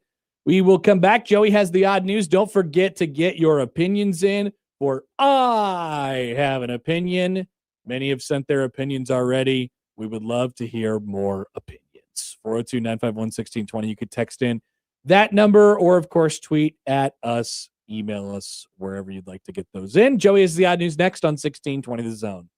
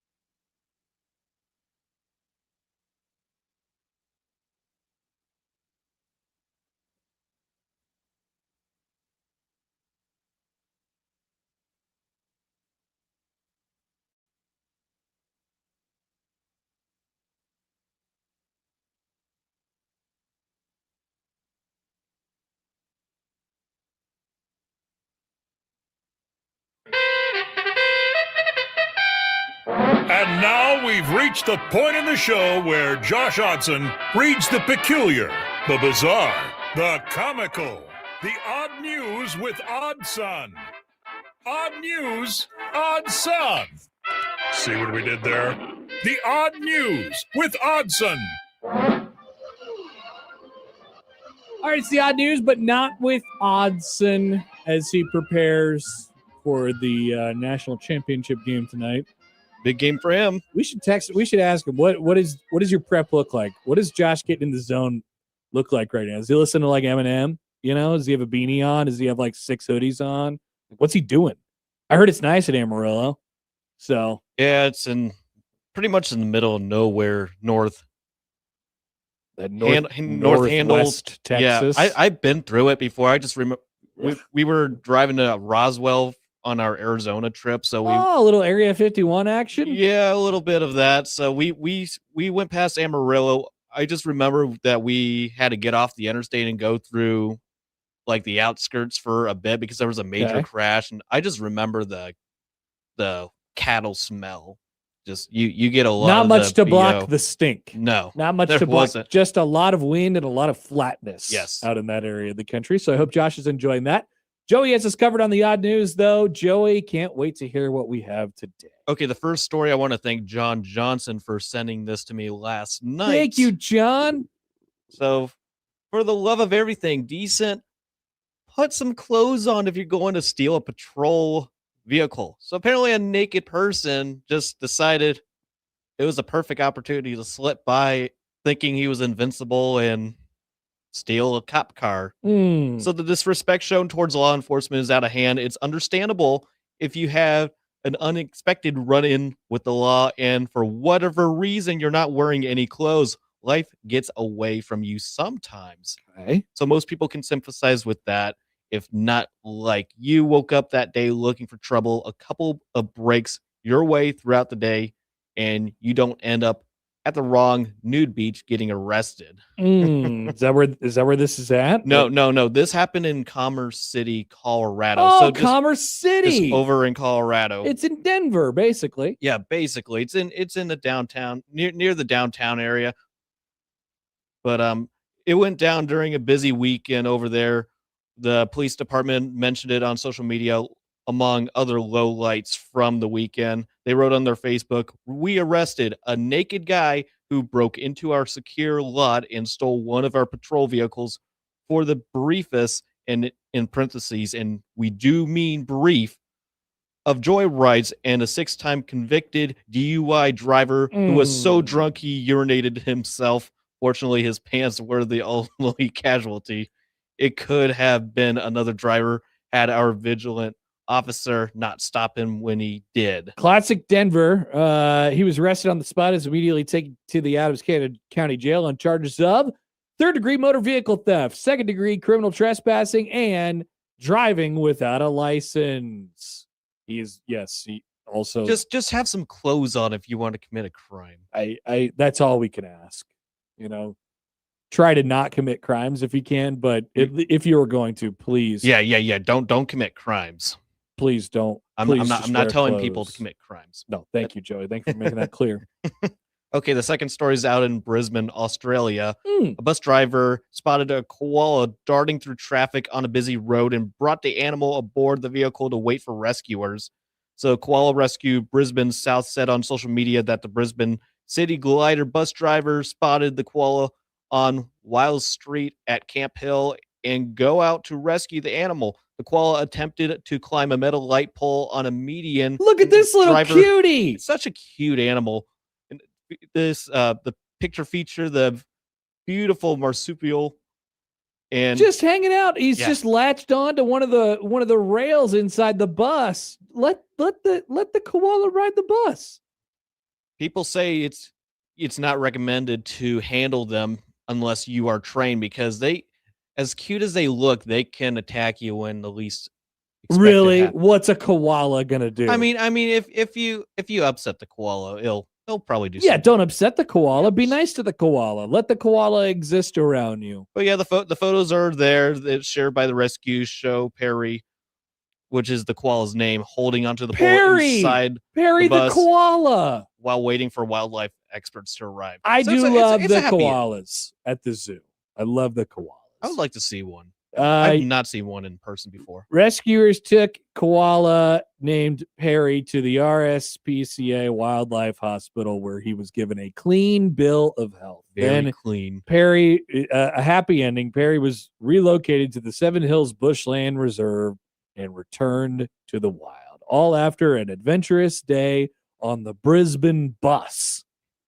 Not where I would go if I escaped from the wildlife sanctuary, but whatever floats your boat. Perry the koala, go for it. Okay, the last one I was working. I noticed this while you were talking to Mitch Sherman, so I threw this in over snow globe collection story I was going to talk about. But this one is about Kirk Herbstreit being under fire for his comments on a certain podcast that he was on with Oh, Joey boy. Galloway. What did he say now? Well, he basically said for this previous Saturday, it's so weird that we're not having any college football games, even though this was the day of Army versus Navy. There's a couple FCS playoffs, and then people forget, and I guess including Kirk Herbstreit, there was a bowl game that started and hardly anybody was there, the LA Bowl. There has been. I mean, there like all the talking heads in college football. I mean, I don't think it used to be, like we oftentimes look at it and we say, oh, well, we used to be this like utopian world where all the big wigs of college football, all the talking heads, they talked about the little guys too. Yeah. That's not true. But it's way more of the case now because there's way more talking heads. And there's thousands of these people and all they know about is like the top 5 teams in the country. And they don't have to care about anything else because it's all they go on TV and talk about. But anyway, after Navy defeated Army 17-16, they decided to poke fun at Kirk Herbstreit and respond to his quote with a little picture of like one of the players holding the football. But then Kirk Herbstreit went to apologize on social media for the stuff he said. He loves apologizing on social media. He does a whole lot of doing that. He does a lot doing that and then defending his statements.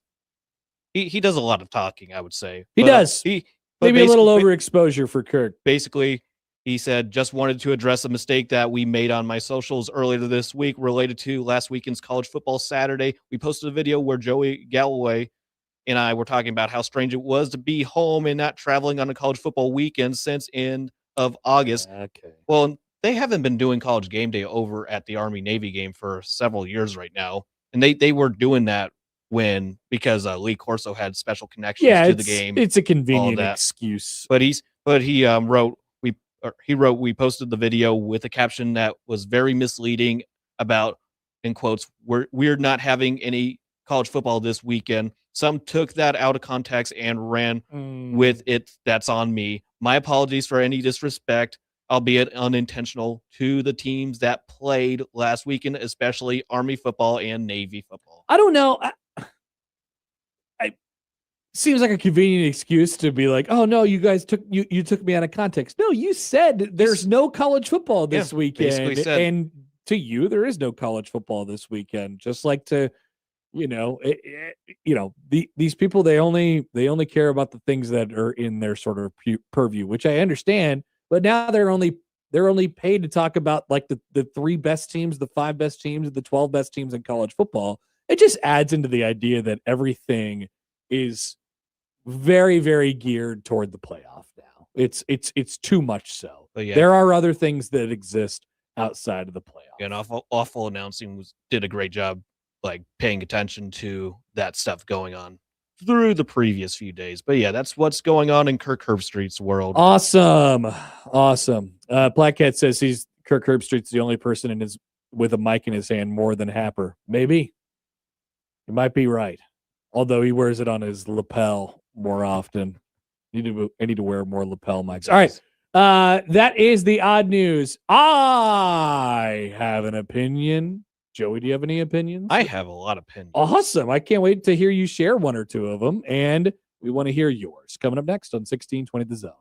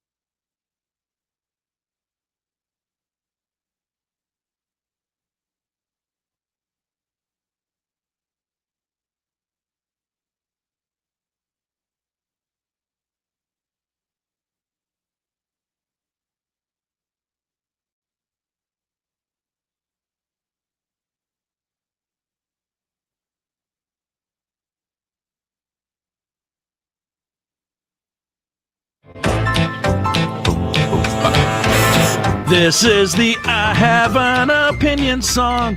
Haven't done an intro yet. Need to get on that.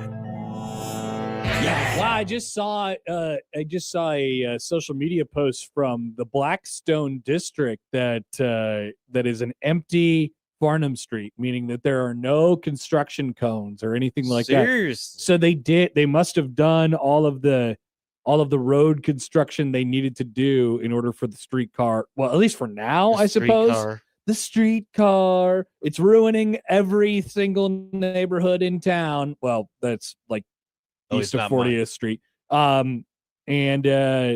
Blackstone says that streetcar construction has been cleaned up and we're celebrating. Enjoy wide open access to your favorite shops, restaurant, bars, and apartments. Nice job. Christmas miracle. Awesome. I'm excited for Blackstone to get, those cones out of their way. All right. You all have opinions, and this is your opportunity to share them. So whether it be via the text line 402-951-1620, whether it be via the JTech Construction Zone Twitter feed at Happer Show at Connor Happer, excuse me, or leave a YouTube comment. You can send those in or via the Equitable Bank inbox as well. Maybe I should go to the Equitable Bank inbox first, because I always, get chided for forgetting the emails. There's usually hidden gems there. So I make sure I try to flag them when I get this, because sometimes they'll trickle in throughout the week. So I try to flag them as we go, but if I missed one, please let me know. We'll begin today with Doug. I believe this is Bad Takes Doug on the Equitable Bank inbox. I have an opinion, Doug says. Avatar movies are really dumb.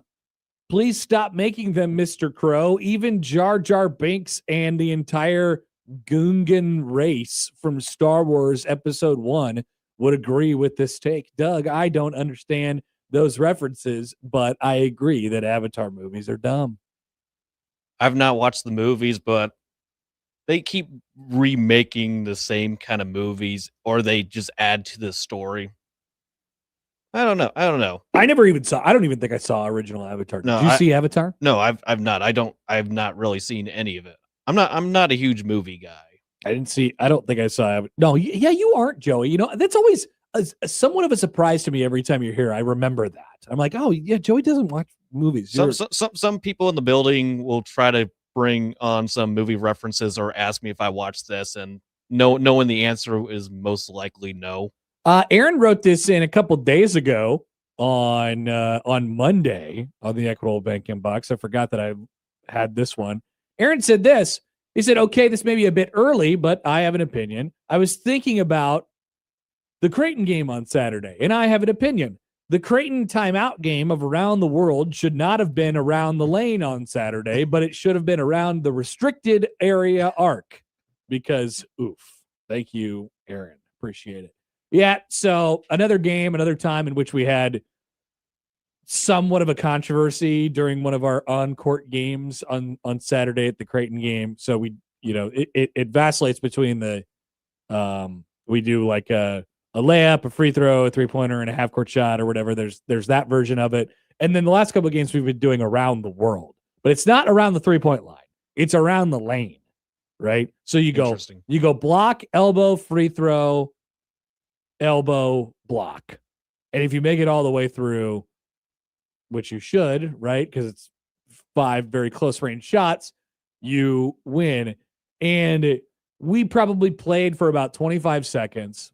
And I thought, oh boy, we're at the free throw line. And so I started a countdown, and I'm like, we got to end this right now. And then of course on the last shot the second guy had, he makes it. And so that ties us.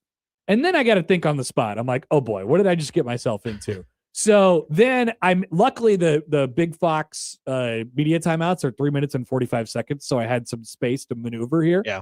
And so I was like, all right, both of you guys go back up to the line, and the first person to make it a free throw wins. And thank God, thank the dear Lord that the one guy made it on the first try. Someone made it right away. Yes, but there's always some sort of controversy as it pertains to that. But I agree. sometimes you just don't get you don't have the best crop of athletes that you're dealing with. Just leave it to the t-shirt toss. I'm producing all the games, but I heard during one of the breaks, I heard the booing, and then you had to play a little crowd control with the t-shirt toss. I thought that was what was I doing with the t-shirt toss? No, this was when Kansas State was on their big stretch of runs late in the first half, and I heard booing. You're during like, the break. it's time for a t-shirt because I could hear you I could hear you on cue. Those t-shirt tosses are predetermined. It's like either I'm going out there into a hornet's nest or it's exciting. And so depends on the day. Just depends on the day. Plaquette says this is my favorite accidental bit. Controversial timeout contest rulings. 100%. It's I don't know why it just follows me around, but it happens almost every single game. And then we got an email from Seth. I have an opinion. Travel edition. I am tired of coaches and players in the media whining about travel and start times of games. These are elite athletes in their prime. It's not really going to affect them, and no one cares. It's part of the gig. Connor, can you and John Bishop say you were off when broadcasting a Creighton game due to a time zone change? And would your bosses accept that? Probably. It was odd when my show started at 8:00 in the morning when I was in Vegas. You had to get up earlier than usual. Yeah, everything is just 2 hours. So it's odd, but that's a morning thing. And then, later at night, it's a little bit different. You're sort of adjusted by them. I generally agree with the sentiment here from Seth. Like, especially I don't really want to hear it all that much. I do understand like the short week coming off travel stuff and the or if you're a college basketball team. I was going to say, if we've you're a been college on the road athlete for 3 weeks, or and we've been you on the got road for 2.5 weeks. you got a huge agenda with your schoolwork as well. You got to tackle on. But I generally agree. It's not a black and white situation for me, but I'm kind of with Seth that I'm sort of done hearing about it. All right, to the text line we go. I know we got a bunch of YouTube comments too, so I want to get to those. I have an opinion from the 402. Nebraska football should drop to the tiny baby FCS level so they can make the playoffs. Now that Nebraska basketball is good, and that could be your bell cow program, and that's just done. Forget about it. You can scale back the money. I mean, people have been saying this for years, right? Scale back the money from the football perspective. We don't get enough out of it anyway, and put it all into other stuff. We could be dominant at baseball and basketball and whatever else we want to be dominant at. Pay all the players billions of dollars and just be okay in football. Thoughts? Forget the FCS. There's the MAC conference. Nebraska is playing their non-conference against that. They basically are in MAC they're next playing year. the MAC That for the is next true. couple of years. You got Bowling Green in Ohio this year. You got, I think, Northern Illinois and Miami University the year after that. You're hanging around that conference. Well, a little bit. A little too close for comfort. Northern Illinois is going to the Mountain West. That's this true. year. I forgot about that. Here is Pedro. Hi, guys. I have an opinion. Connor, when you're looking for a new house, make sure it has a bidet. My wife loves it. I can, and then has a variety of different, situations that I might be getting myself into. So I've heard good things about it. I've heard good things about these, like people will come up to me and they will say, Connor, with tears in their eyes, they'll say, Connor, I know it sounds weird. And I know like the functionality of it just is a little bit awkward, but trust me, it's great. What a great tool to have. I haven't a great innovation. I don't think I've society. ever used one before, but it sounds like an excellent gift, to be quite honest with you. It is. Sounds like an excellent gift. All right. They had a my first apartment had one, and it was a basement apartment. It was the one that kept flooding a lot, had a lot of problems. They couldn't really get anybody to live in there, so that's what they added in there to try to get people to move in. Take the resale value upsell that thing, or the re-rent value, whatever it might be. All right, put a bidet in.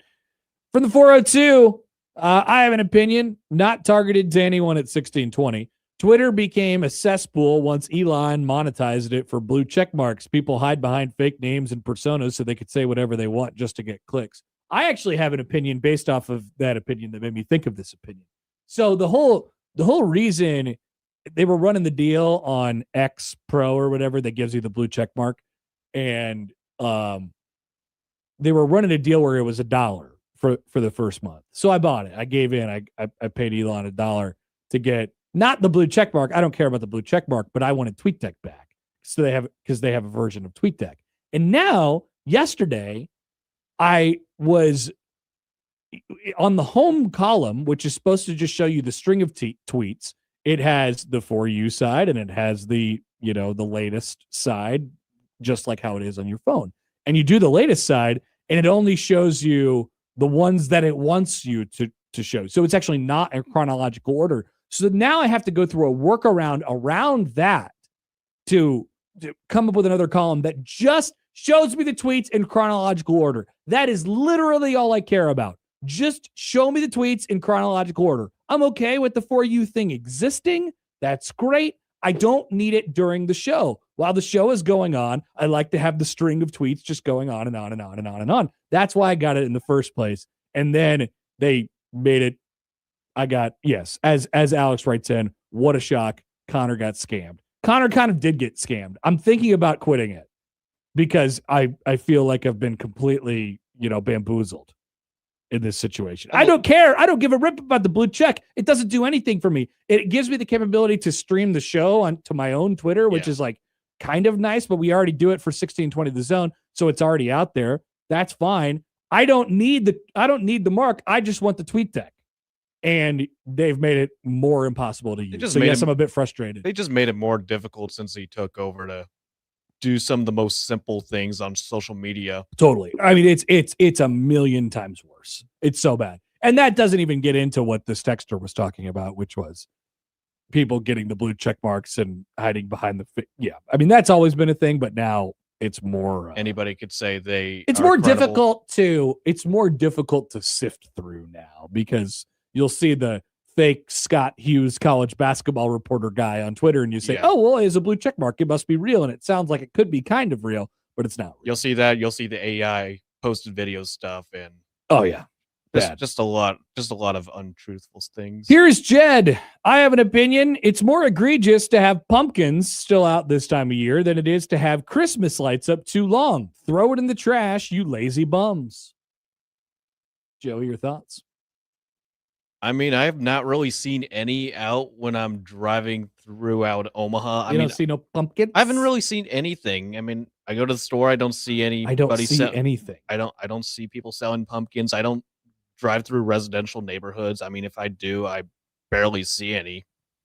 But would you agree with the opinion? I would agree. Like I'm okay at this point of the year. I mean, if you're having pumpkins out, what are you doing? Agreed. And that's Jed's point. If you keep your lights on into January, I understand why. Yeah. Because I mean, into February even, there's still a Christmassy feel about it. It is snowy and whatever. That's fine. There's some people that'll put them out starting November and they'll have it out for a total of like 3 months. So I guess the cold year cycle, they'll just fine by me. Put your pumpkins away. Yeah. Put your pumpkins away. At least the lights don't rot. Like the pumpkins do. From the 402, I have an opinion. Schwansman bagel dogs with cheese need to come back. What is that? I don't know. Well, you know about the Schwansman, right? No, really? I'm not. The yellow truck and the Schwansman? The Schwanman? The Schwan? You don't know about the Schwan? I'm not familiar. Whoa. Google it. Google SCHWAN truck. Something like that. You never seen that truck before? Let me take a look. If I see something weird, I will not do my investigation. Okay. Investigation pending. You have never seen that truck before? Let me. Have you seen it now?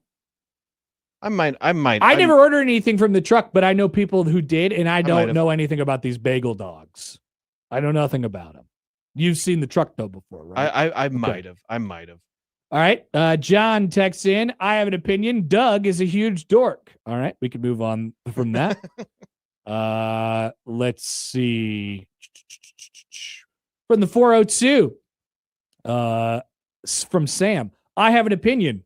Owen Freeman should not play for the next couple of games, and we should see how it goes. Rodam Jays, RDJ. I mean, they kind of have been, right? They've been really they've been adjusting the lineups for the Blue Jays. So yeah, I mean, he played like 6 minutes in the last game, like 10 minutes, something like that. He hasn't been over that 20-minute mark. He's still slowly getting to where he's comfortable. Yeah, I think you saw a bit of a change, but Texter Sam is saying no more. He's done with it. Here is Squirrel. I have an opinion. Tyler Canuck sounds like Andre the Giant from The Princess Bride. I need a listen. He's got a very deep voice. He had a very deep. I should go grab some audio from him just to play it on the show. I have an opinion from the 402. McMaster should have his own show on 1620. He does. It's called Take 5 with Matt McMaster, and it's called Blue Jay Overtime with Joey Colbert after the Jays games. So he has multiple shows. Tune in on Saturday when the Packers are going down to sweep the Bears. And you could, if you only like the Matt part of Gary and Matt, you could turn up Matt, and then when Gary talks, you could turn down Gary, and then when Matt comes back on, you could turn on Matt, and then it'll work out for you. That seems to be a task. Your experience is up to you. Here's Old Man Doug. I have an opinion. I will not miss the Raiola family. Doug, same here, brother. Same here. I will also not miss the Raiola family. I mean, I don't have a relationship with any of them. No, nor do I. Nor do I. But just like being involved. I know. Yes, I was just making a joke. Text from the 402. I have an opinion. The Connor Happer Show missed the poll question of the century on Monday during the discussion of Kent's game-ending call. Oh, you mean this one? In comparing that call to his own reaction to historic Royals moments, Connor said, quote, I wish I could go back and hear the noises, end quote. Poll question, do you ever wish you could go back and hear the noises? It is a good poll question, and I regret not doing it, but guess what? We could still do it right now. Still an opportunity. And I wish I could go back and hear the noises that I was making during those times, because, God, I don't know. I was just sitting by myself watching the Royals trying to win a championship. And people forget they did that one of the years, and it was a bit stressful all the way throughout. Here's John on the Equitable Bank inbox. I have an opinion. The issues with road construction and potholes should not be near as bad when the mayor of your city actually lives in your city. Oh, holding our dear new mayor, Mr. Ewing, to a higher standard than Mayor Gene. Interesting. I do like it when our leaders live in the city. I do too. Hot take. That's a good opinion from Joey. Here's Kevin. Professional sports. I have an opinion. Professional sports need to get rid of guaranteed money contracts. It is ridiculous. I don't know. If I was a player, I would like guaranteed money. I mean, depends. Who started this? Kirk Cousins. I think it was Kirk Cousins. I think it was Kirk Cousins. Kirk Cousins started this entire thing, and now everyone wants more guaranteed money. Because Washington did not have any commitment in keeping him, and they were trying to lowball him. So he kind of declined those franchise tags or whatever deals he was given, and then just took his talents to Minneapolis. Yep. And then recently players have found out that they actually have some leverage. Yes. He definitely does. No doubt. Well, he did. He doesn't anymore because he's not very washed. Very washed. Still think he's a better option than Michael Penix on the Falcons. Maybe. Also, he is another man who is in the running of potential first half of the season Chiefs quarterback. Oh, there you go. So I'm excited about that. I'm going to go to the YouTube comments and just start going up a little bit here. Hot Danger. I have an opinion. Replace Grunt the Slate with Pavelka the Slate.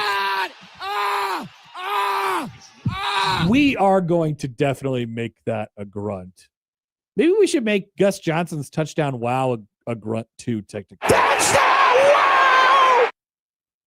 Just potential new. Joey, are you going to grunt the Slate tomorrow? Yeah, I'll be here tomorrow. Are you going to grunt though? Yes. You're very professional. You like to keep yourself very on I mean, track. I'm unfamiliar with all the drops that Odson created. Well, you could use any of these purple grunts right here. These, you could use that. Yeah, I know. Any of those, or you could of course use Kepavelka as well. Oh yeah, I suggested that after hearing the call. Or you could just do your own manual grunts. We like to see that too. So I'm excited to see what you cook up tomorrow when you. I love the thing that's I different. love schedules. The thing that's different for Joey compared to Josh is when we do grunt the slate with Josh on Thursdays, he has no idea who's playing this weekend. Joey already knows all the games at the times that they're going to be played and all of the announcers for the games and what networks they're on. So that it is won't, true. It won't be a That is surprise to you. But yeah, Josh, when he told me I was producing the show this week, he said, "Congratulations." So I walked to the office and I asked, "Hey, what do I get for doing this?" You get to grunt the slate. You get to grunt the slate. It's a privilege. And Bigley says, I have an opinion. Freddie Ball goes 15-1 to start. 15-1? You think so? So who's the 1-2? Who's the one loss to? So 15-1, you're at 11-0 right now. You're going to beat North Dakota and New Hampshire. And then the next 3 games after that are Michigan State, Ohio State, and Indiana. Probably Michigan State. Michigan State is the home game.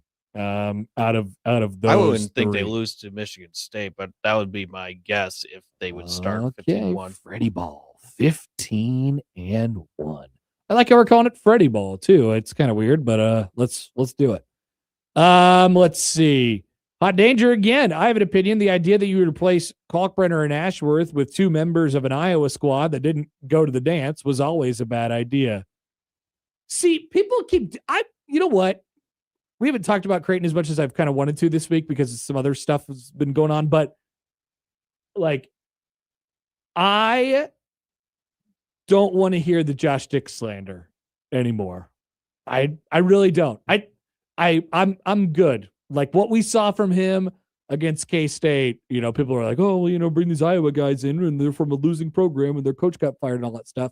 I understand that we can draw those conclusions, but there is a way for this group of players that they have to come together. So I disagree with the notion that people are going back to right now about Creighton basketball, and they're just saying, oh, well, they missed. They just got a bunch of duds in the transfer portal. I don't believe that. I don't think that's correct. I believe in those guys as players. It's just not, it doesn't look right now because they don't know how to play the right way at the moment. And it's obviously been quite the learning curve in order to get there. So I disagree with the premise. Let's see. I have an opinion from Hokisker. If a player states they're going to be the savior of the program, they won't be the savior of the program. Dylan might have mentioned that in a poem once. I don't remember hearing that. Well, he kind of referenced it in a poem that he plagiarized from Twitter when he committed here. Let's see. Oh, another hot danger. I have an opinion. If people are begging you to get a bidet, you might need to improve your wiping technique. Good point. Fair. Ken, I have an opinion. Everyone is freaking out about Nebraska ball. Relax, folks. It's a 1-year wonder. Nothing more. Whoa. So they're going to go back to stinking next year? Can't guarantee that. But they've been good for the last 3 years. Yeah, they've been fine. They've been solid. They were fine last year. They were good the year before that. They made the NCAA tournament. Here's Ken. I have an opinion. Everyone is free. Oh no, we just did that one. Sal, I have an opinion. The dumbest part of a wedding is the bridal party entry into the reception. Sal, you're speaking my language. We've gone way too overboard with those.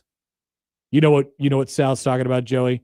When they introduce the bridal party like it's a starting lineup in a college basketball game or an NBA game. I mean, I'm about to find out in a few months, so it's but I haven't been to a wedding in for so long, but I so when everybody sat down, they're about to eat dinner and the head table comes in last because they're out getting hammered in the hallway or in a separate room or whatever it might be. Yeah. And then that gives them an opportunity to, really, really get some stuff down. Then the DJ comes over. He's like, here we go.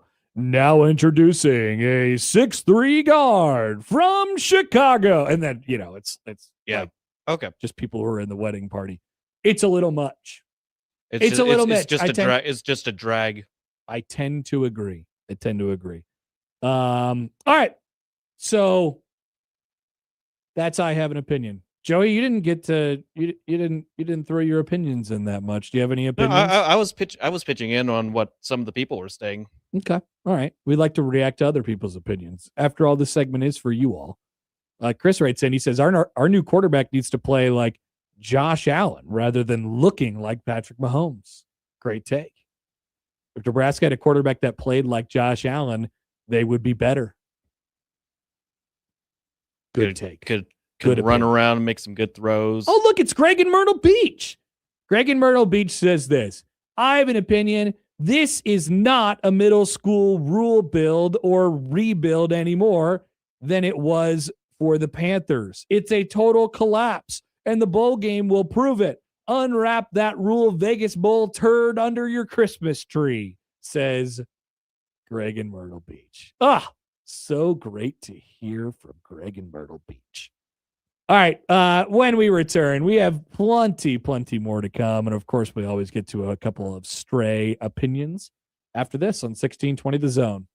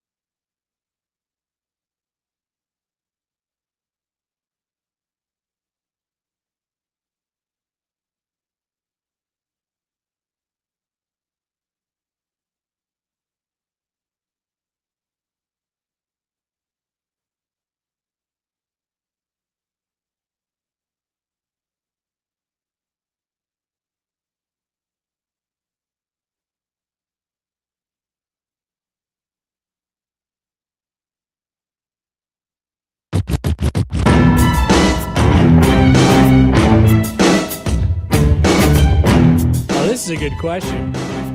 I'm always interested in inner chat relations. Sal writes in on YouTube. I've been trying to gauge who are the biggest nemesis in the chat. Like, who is the Michigan Ohio versus Ohio State of the chat? I haven't Who really hates who the most? I haven't really paid attention. I know there's a rivalry with a producer and a listener for Yes, unsportsmanlike conduct. there is that. That's the only one I'm familiar with. There is, Nick versus Jimmy in that regard. And then there's like Josh versus, I think, another guy. And then usually what happens in our chat is somebody, usually it's that Big Red fanatic or the captain guy or somebody who's not here all the time, right? Yeah. They will come in and they will just rip off a bunch of takes about Nebraska football, all negative, and then the entire chat will be against them. It really just becomes that. I think that's the closest I could think of. I guess with any of the Creighton burners that will go in for Big Red overreaction for any game Nebraska loses, I guess. Yeah, that's true. Big Red overreaction is a weird chat. A weird chat. And then they get mad because I don't read their chats during Big Red overreaction. I'm like, I can't see all these. They're all happening so rapid fire. We need like a chat board. What if we had like a screen in here, That would Joey? be nice. That would be nice. That was just the chat board. And we could use a little redesigning the studio. we could. A great take by you. By the way, I missed one opinion from Matt McMaster. Oh boy, what does he have to say? I have an opinion. Bath and Body Works is the GOAT spot to buy. Use the wrong form of buy, by the way.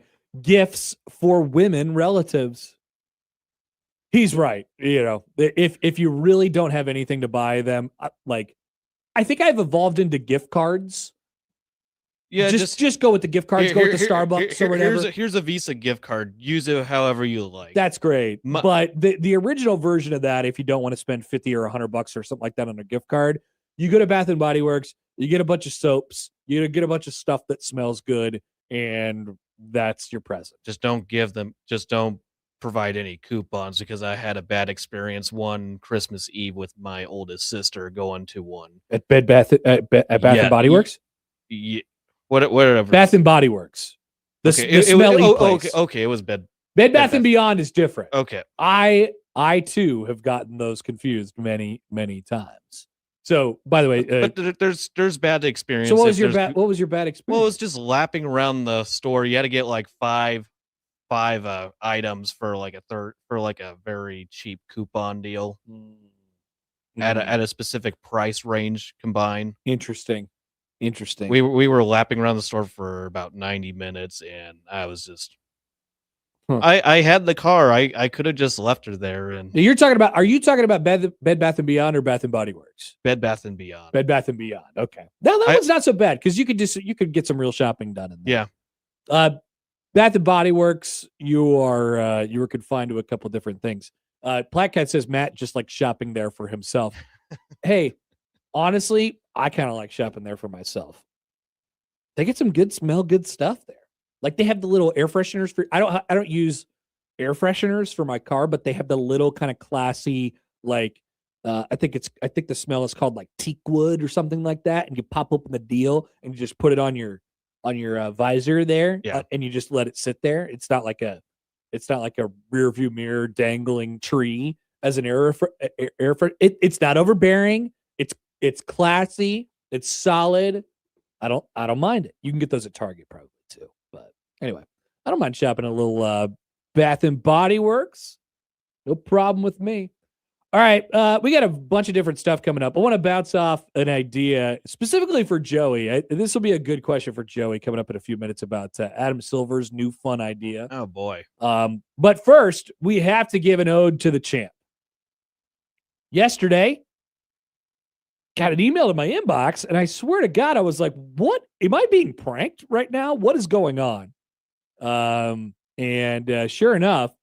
3-time undisputed champion and pound-for-pound king Terrence Crawford announced his retirement from boxing yesterday, the first ever to become undisputed in 3 different weight classes. All the way from, you think about it, I was watching some of the the video that he put out yesterday, and then I went down a little bit of a rabbit hole of highlights and stuff like that too. Like, think about 15 years ago when he started on this sort of journey, and when he finally started to get the kind of arena fights and was doing a lot of them in Omaha and was doing a lot of them in Lincoln. He was so small. He was 135, and then got all the way up to super middleweight 168, and and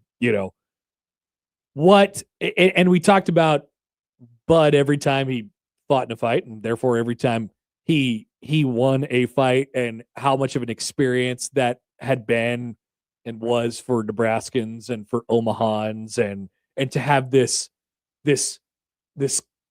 incredible, almost blissfully ignorant confidence that he's going to find a way somehow. I mean, what an excellent sports watching experience Bud Crawford was for the last 15 years for us here in Omaha. So you have to give him a shout for that. But then the first thing that a lot of people went to yesterday was, oh, we're never going to get that Memorial Stadium match. And I want to say this about that. I don't need him out there fighting a tomato can for the bag. And he certainly doesn't owe anything to the state of Nebraska. He certainly doesn't owe anything to us. It would have been, I'm sure, an excellent environment if they were to be able to put that together. Yeah. But everyone would have known what it was. And when you when you piece all that stuff together, it's not Bud Crawford, And so this was the way for him to go. On top, he really could have done a few more fights with nobodies, against nobodies, with everything to lose and nothing really to gain, and he didn't. He had the biggest fight of his career in his most recent fight. He won it, and he walked away. And I think that's pretty damn cool. I think it was I think it takes some guts to do that too. Like he is a world famous fighter now. Like I said, he could have gone anywhere, whether it be around here or in Vegas, and fought anybody he wanted to. And he said, you know what? No, I met all the challenges that everybody asked of me, and I kept answering the bell and answering the bell and answering the bell over and over and over again. And I did that for me. And that's it. That's my boxing story. And I think that is pretty damn cool and should be appreciated. That he did it. Not to go all Sinatra. He did it his way, He really on did. his own terms. He really, really did. It's the end of, he's basically what he said in his video. It's an end of one fight and the start of a new one. Oh yeah. I mean, he's going to be around, and there will be, he will be present.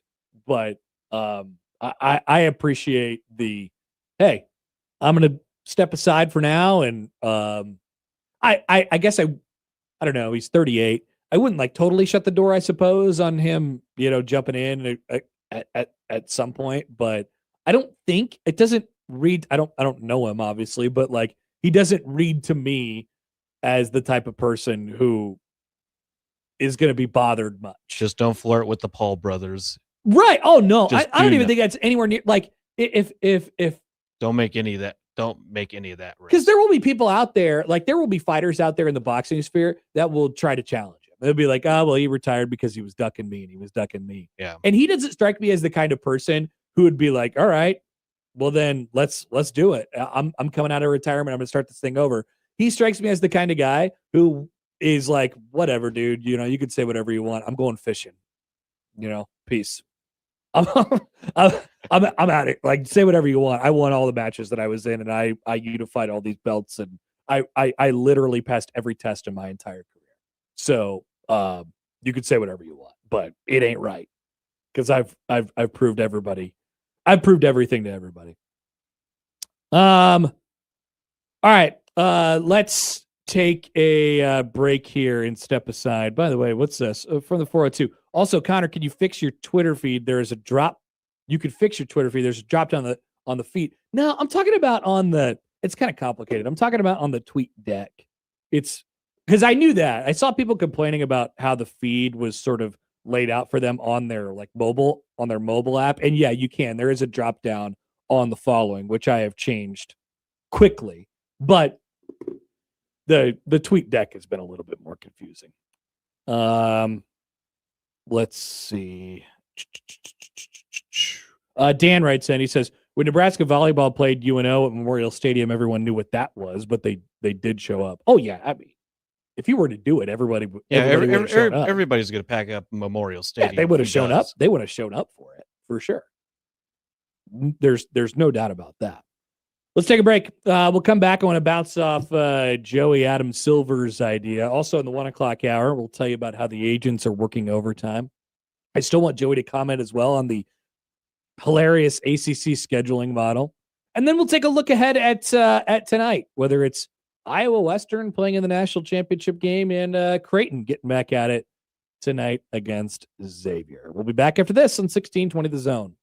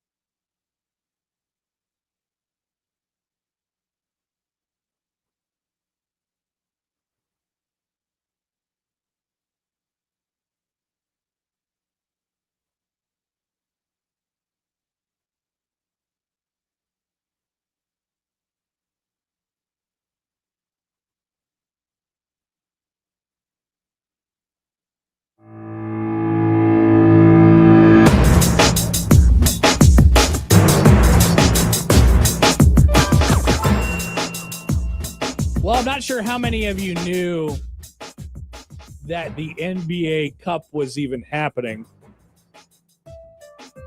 Some people did not pay attention to my what to watch. Apparently segment. not, Joey. And we can only tell them so many times. The NBA Cup not only was happening. It's now over. We have a champion of the NBA Cup. It was the New York Knicks. Congratulations. Here's your participation ribbon. That's fine. That's basically what it is. They're not going to hang a banner for it. Good I'll good respect on them for And that video that you saw of somebody sticking a thumb up somebody's butt last night, I think that was fake. A little loving in Villanova. A lot going on with the NBA Cup. And now, I don't know that people are actually wondering about this, but this is where college basketball might come into play a little bit. We like to talk about college basketball on this show. So people in NBA circles are wondering about the future of the NBA Cup, and especially the NBA Cup Finals. And Adam Silver floated some ideas. I'm reading some ideas from The Athletic here. Zach Harper wrote these. It says, the NBA is exploring ideas to move the Cup final to a different neutral site, which, where could that be? Trying to figure out neutral sites isn't as easy as you think. There aren't many that would be the same level of draw as Las Vegas. I'm just guessing here, but maybe the following sites could be some of the options. San Diego. Would you like to play the NBA Cup in San Diego? I don't know why. He says San Diego State's arena, I'm assuming. Zach said it would be a perfect climate and a nice little getaway for teams escaping the cold. Okay. Do they have a facility though? I'm not exactly sure. Honolulu.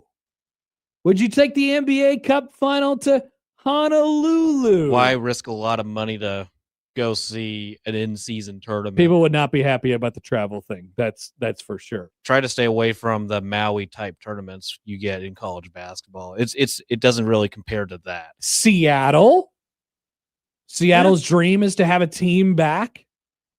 Maybe. International. Would you like to go international? Would you like to go to Mexico City? Would you like to go to Vancouver after they lost a team? Go to London. Could go to London, Paris, or Uzbekistan, or a couple of other options. On Tuesday, NBA Commissioner Adam Silver floated the idea of using iconic college venues for the Cup final. So, how about Cameron Indoor Stadium? I can't fathom that. What if you put it? I mean, what's the capacity of that? I mean, actually, the capacity, if I remember right, is much higher than you would ever think. But looking at it on TV, it looks like it's a gym that holds 3,000 people. It's 9,000. It does. It looks like it holds tops 5, right? So 9,000 people jammed into a hot, sweaty Cameron Indoor Arena with the basketball hoops dangling from the ceiling, and that would be quite the weird thing. That would be quite tight. Or you could go the Dean Dome, or you could go Allen Fieldhouse, or you could go the KFC Yum Center. I know they need help filling up those seats. They do, and it's an NBA caliber arena. It's very big. KFC Yum Center, very, very big. How about in Omaha? Now, would you go to the NBA Cup final if it was literally downtown? I would go. I would. Definitely if the Celtics are in. I wouldn't care who was there. I wouldn't care if it was the Grizzlies and the Timberwolves. Well, yeah, if any NBA teams in there, I'll definitely go for the opportunity. If Omaha got the NBA Cup, which I don't know about you, I believe the CHI Health Center is a iconic college basketball venue. Pinnacle Bank Arena, is that an iconic college basketball venue? By the way, I'm being facetious. Neither of those are iconic college basketball venues. It would be hilarious. That would actually be really cool. It would get more people involved. I'm sure the NBA would hate it. It is because there's a whole bunch of specifications that it would have to meet, and be you'd have to do a bunch of media in the tiny little town the day before, and all these different things. It's not quite as lock and stock as a regular old NBA game would be. So the NBA would hate it. So I'm not sure why they would do it in the first place. But just imagine if you had like the Celtics and the I don't know, the Celtics and Lakers, and they played for a championship, a participation inside ribbon. Allen Fieldhouse in tiny little Lawrence, Kansas. That would be a really fun visual for me. Now, I'm a college basketball nerd and I'm a college basketball sicko. I think that would be sweet. I think the NBA people would hate it though. Yeah, if you have it in small towns like Lawrence, Kansas, where you don't have any major or domestic airport in the vicinity, if you're in Lawrence, you got to go all the way from Kansas City, and that's quite a bit of a travel. And I know there's small regional airports where the teams can land, but for any basic fan Oh yeah, no, traveling, the to this- NBA would find 400 problems with it, and they probably Yeah. not do it. But I thought it was interesting. The commissioner just at least floated that out there. That must mean it is one of the options. So I wonder what the first one would be. It would be pretty disappointing if you were like, hey, we're going to play this at an iconic college basketball venue and it's going to be at the KFC Yum Center. That would suck. Like, if it's going to be at an iconic college basketball venue, it has to either be at Kansas, North Carolina, Duke, or what? Michigan State? Like, I don't, UCLA, maybe? Like, that's it. When you think iconic college basketball venues, Joey, what do you think? I know the Carrier Dome's hosted some pretty solid games in its heyday. Yeah, that's iconic in its own way, I suppose. Yeah. Florida, maybe. Florida. Kentucky, Rupp Arena. There you go. That could definitely work. That could definitely. That might be actually Assembly Hall, maybe. Assembly Hall. Good one. Good one. Basketball centric state. Yeah. Okay. So there's a couple good options right there. I just wonder if that would even be a likelihood in any way, shape, or form. Oh, good one for the 402. You could do the Palestra at Penn. That would be fascinating. It's like it's the capacity of that place? Like 12. It's so tiny. Play like on a tiny, like on campus arena. It's weird. Alex and Lincoln says KFC Yum Center sucks. You walk out smelling like KFC, even if you didn't get anything. Is that true? That would be a John Bishop question. He was there several months ago. John writes in, he says Kentucky is an iconic. No, Rupp Arena would be. Rupp Arena absolutely would be. KFC Yum Center, not so much. Not an iconic venue. Hinkle would be fun. Good one. YouTube commenters. Anywhere in Indiana would be good. Also, John Jacob Jingleheimer Schmidt writes in on YouTube, memo to Connor and Joey, be careful talking about the NBA too much. This is Husker country. No NBA teams here. People forget. Wait a minute. There's no NBA teams here? People forget there used to be. There used to be for quite a little bit. I find that hard to believe. I would have thought, I think, Omaha's a big enough town. We have an NBA team. Don't worry about that. All right. We'll take a break. 1 o'clock hour is coming up. We'll tell you about perception and reality coming up next on 1620 The Zone.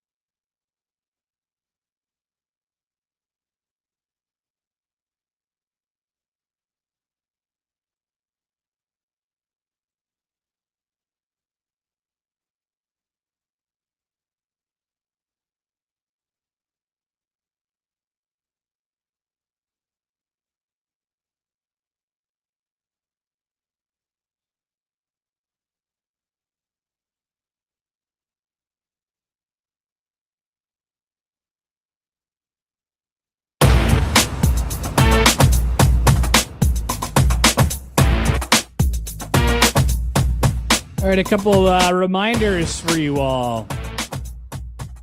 New Year's Eve, AEW Dynamite, New Year's Smash, Wednesday, December 31st at Liberty First Credit Union Arena. We'll have tickets to that remaining throughout the week here, and check out more information at 1620thezone.com. Also, I believe,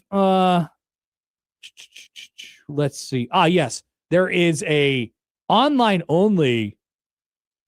exclusive 4-pack of passes to AEW Dynamite New Year's Smash right now on our website, 1620thezone.com. So check that out as well. We'll also have tickets all over the air.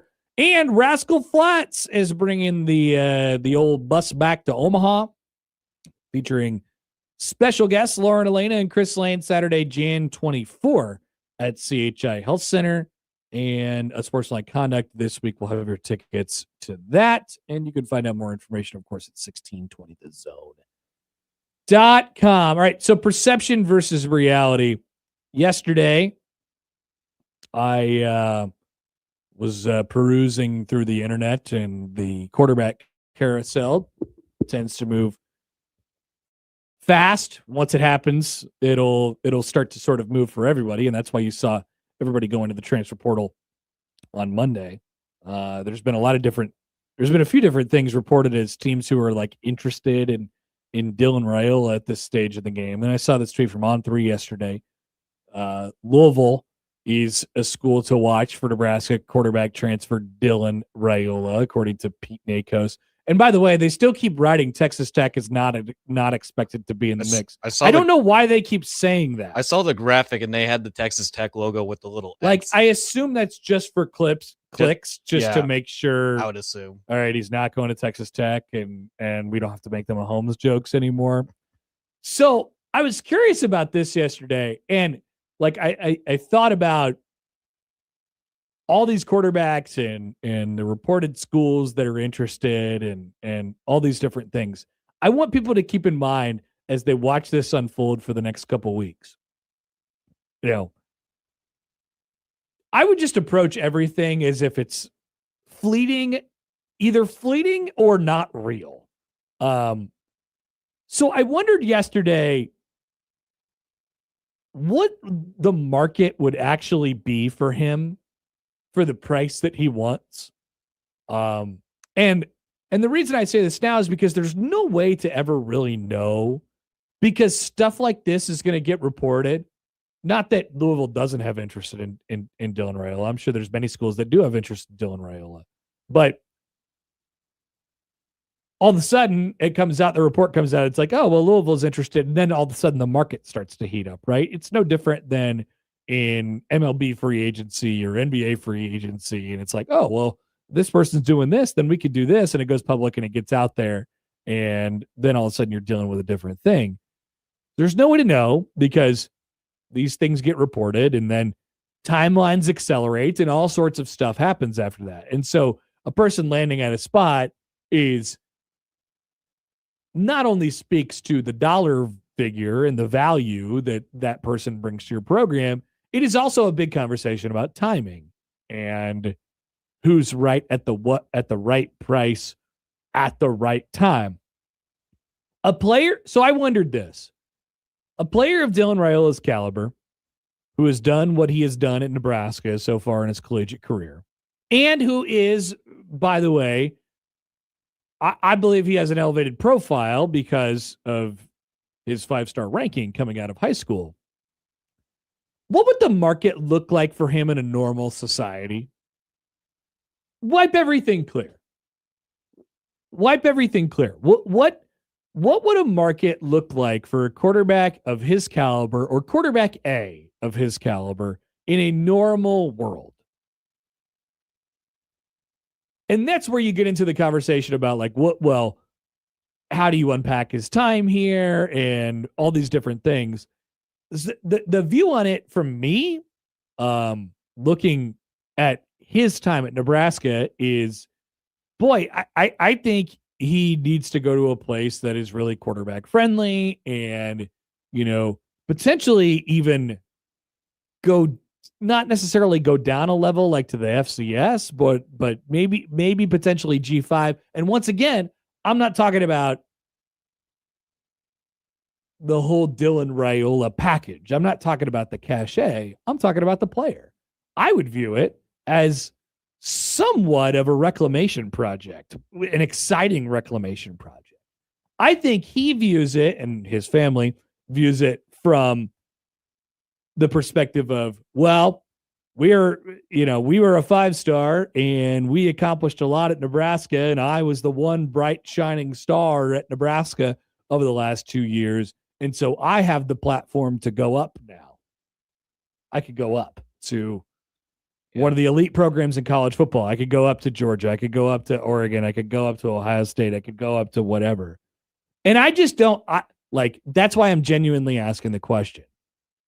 I wonder how the rest of college football feels about Dylan Raiola. Now, to look at the Louisville thing as it stands, just taking it off the face there, honestly, Jeff Brom feels like a really good fit for him to go there for a year or 2 years and get some stats up. Like he's always been good with quarterbacks. His offense is really quarterback friendly, and it's produced a lot of good players over the years. That feels like actually an incredible landing spot for him in order to get the most out of his collegiate career. But I wonder if he looks at Louisville as like, oh, well, let's step down and it's Louisville and all that stuff. Like there is going to have to be some, I think, swallowing of the pride here for the Raiola family or whatever it might be, because I can't imagine the market for him as strong as he thinks it is, or they think it is. I can't imagine that's the case. But I don't know. Like I said, ultimately it comes down to timing and getting the right word out there and knowing the right people. And at the end of the day, he's going to get more opportunities because he could fall back on the fact that he was a 5-star coming out of high school and he has this elevated profile sort of because of that. But I really do wonder what the market might look like for him, not only right now in reality, but also in a world where, all this stuff gets stripped from it, which is a fake world, for the record. It's a world that doesn't exist. John writes in on the text line. He says, I'd find it hard to believe that any school is going to pay Raiola more than $3.5 million. He had 2 decent seasons at Nebraska, but I don't think they were worth the $4 to $5 million range. See, that's also the stuff that we don't really know. Like, what did Nebraska, the money, first of all, did Nebraska just kind of say, all right, now if you want more, then we're going to have to go? Did he ask for more in the first place? I don't have any idea of what that might look like. I'm sure the answer for them is going to be, all right, well, let's get to the right place that is close enough from a dollar perspective, but also offers Dylan an opportunity to have some success in 2 years. And I think most importantly, to elevate his profile to the point where he could be drafted as an NFL quarterback. I wonder which of those is the most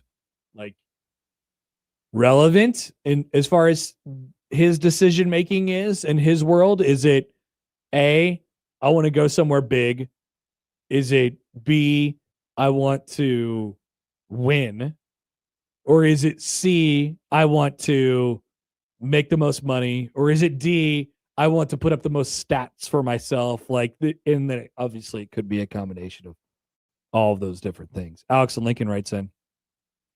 He says, also, what's the difference between Nebraska and Adidas on that $3.5 million or whatever valuation they put out there? See, that's what I don't know. I mean, you have to ask somebody who's a little bit more in touch with that type of stuff. That's all we know from what was reported last year, that he was getting $3.5 million. I don't know how much of it came from Nebraska. I don't know how much of it came from Adidas. I don't know how much of it came from other things. So I don't know. I don't know if the Adidas thing is a non-starter for him. Like, does he have to go to an Adidas school? I mean, that's been talked about a little bit. I'm not sure. So I guess you get to find out your priorities in this situation if you're them as well. But keep in mind, when we see all these things, we do not live in a normal college football environment anymore. These are agents, player representatives, families, whatever it might be, working overtime to try and accelerate timelines on quarterbacks, specifically while we're in the quarterback carousel right now. They're trying to accelerate timelines and put pressure on other people to do things to end up getting in the best situation for themselves. It's a fascinating, ugly, dumb game that we're in right now. And keep in mind, yes, I feel like I need to repeat this a million times a day. The portal isn't even open yet. This is all in, we're in the tampering period. It's illegal, but it's all happening behind closed doors right now. To the phones we go from the Prairie Flower Casino Zone Hotline. Here is Joe on the line. Hi, Joe. Thanks for calling. What's up? Yeah, what is it? Nothing. Chilling. Chilling. Hey, I don't know how much of a NIL draw there is for a broken leg. Super slow, holds the ball too long. QB, and we're getting some echo. Do you hear that? I don't. You sound fine to me. Okay, perfect. If he goes and meets with these teams, he can't show them, really what he can do because he's riding a scooter with a broken leg. And he's got, a 500 record? And maybe I'm an old hurdy-gurdy, but once he's no longer in Lincoln, I don't care. I don't wish him well. I kind of hope he falls flat on his face.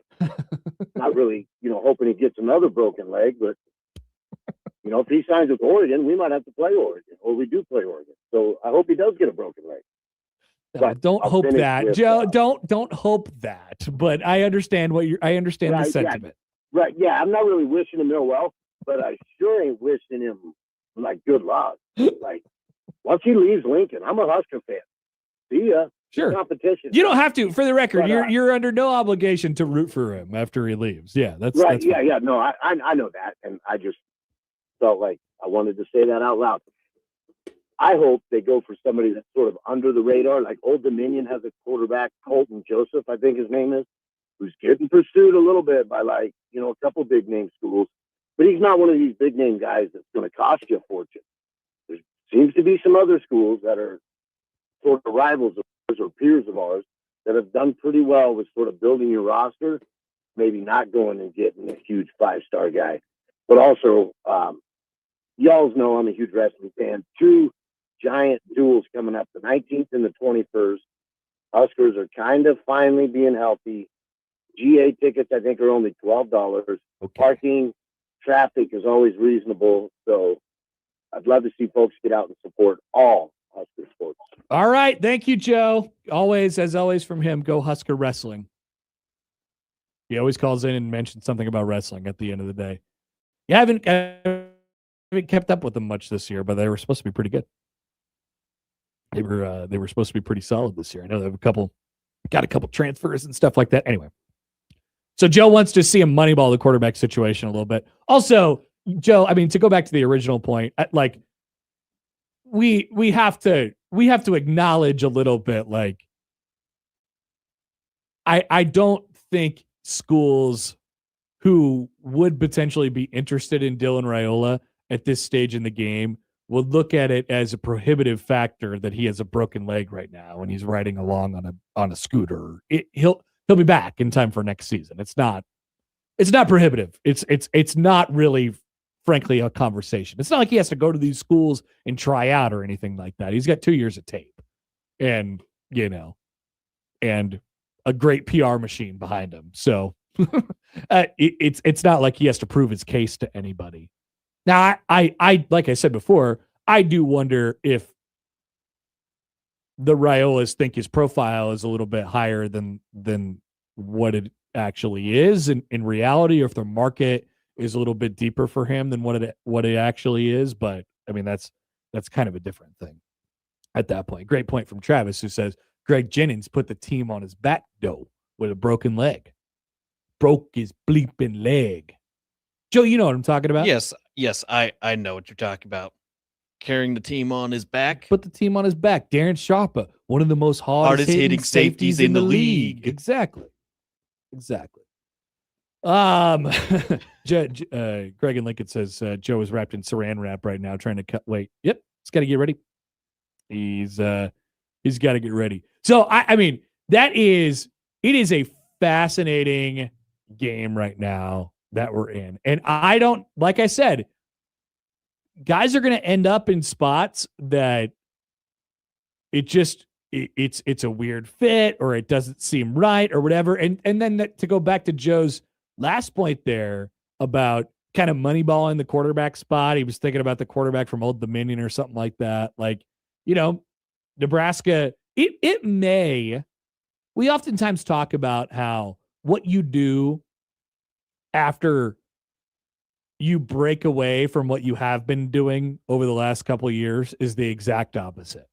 I think Nebraska hired, in a lot of ways, the exact opposite of John Butler as their new defensive coordinator and Rob Orridge. And I think they're absolutely going to go after a quarterback who's going to be the opposite of Dylan Raiola in a variety of different ways. Number one, first and foremost, he's got to be a dual threat. He's got to be a quarterback that could give you the ability to run the football, I think. I think that's the way they're headed. I continue to think that after what Dana Holgerson said yesterday. But also, do they go the opposite in the sense of we are not going to have a star quarterback? This person who comes in is not going to be the face of our program. It's going to be a guy that fits with the program, what they're trying to do. Yeah, I now there's a bunch of different ways you could approach it. Dana said it yesterday, and I think this is the simplest way to look at it. Like, I don't really care. We're going to go out there and do whatever the best available is, and that's not completely true because you can only get the guys that you have mild relationships with or are willing to throw it all kind of has to fit and it has to make sense from like 7 different angles and 7 different, arms of this thing. But I don't think, as I said yesterday, I don't think Nebraska is going to go out into the portal and get any of the top 2 or 3 names or 5 names that you've been hearing about in this portal cycle. I think they could do just fine with somebody from that third tier, that second or third tier or something like that. And that would lean even more into the idea that you're not going after a star quarterback. You're not going after a big name. Maybe that wouldn't be the worst thing for Nebraska right now. A couple texts from you all.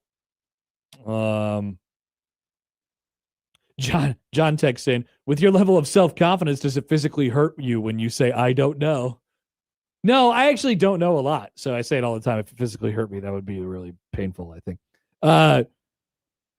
Let's see. From the 402, which of the schools are willing to tell him he's a starter? Yep. I think that's one of the arms to this thing.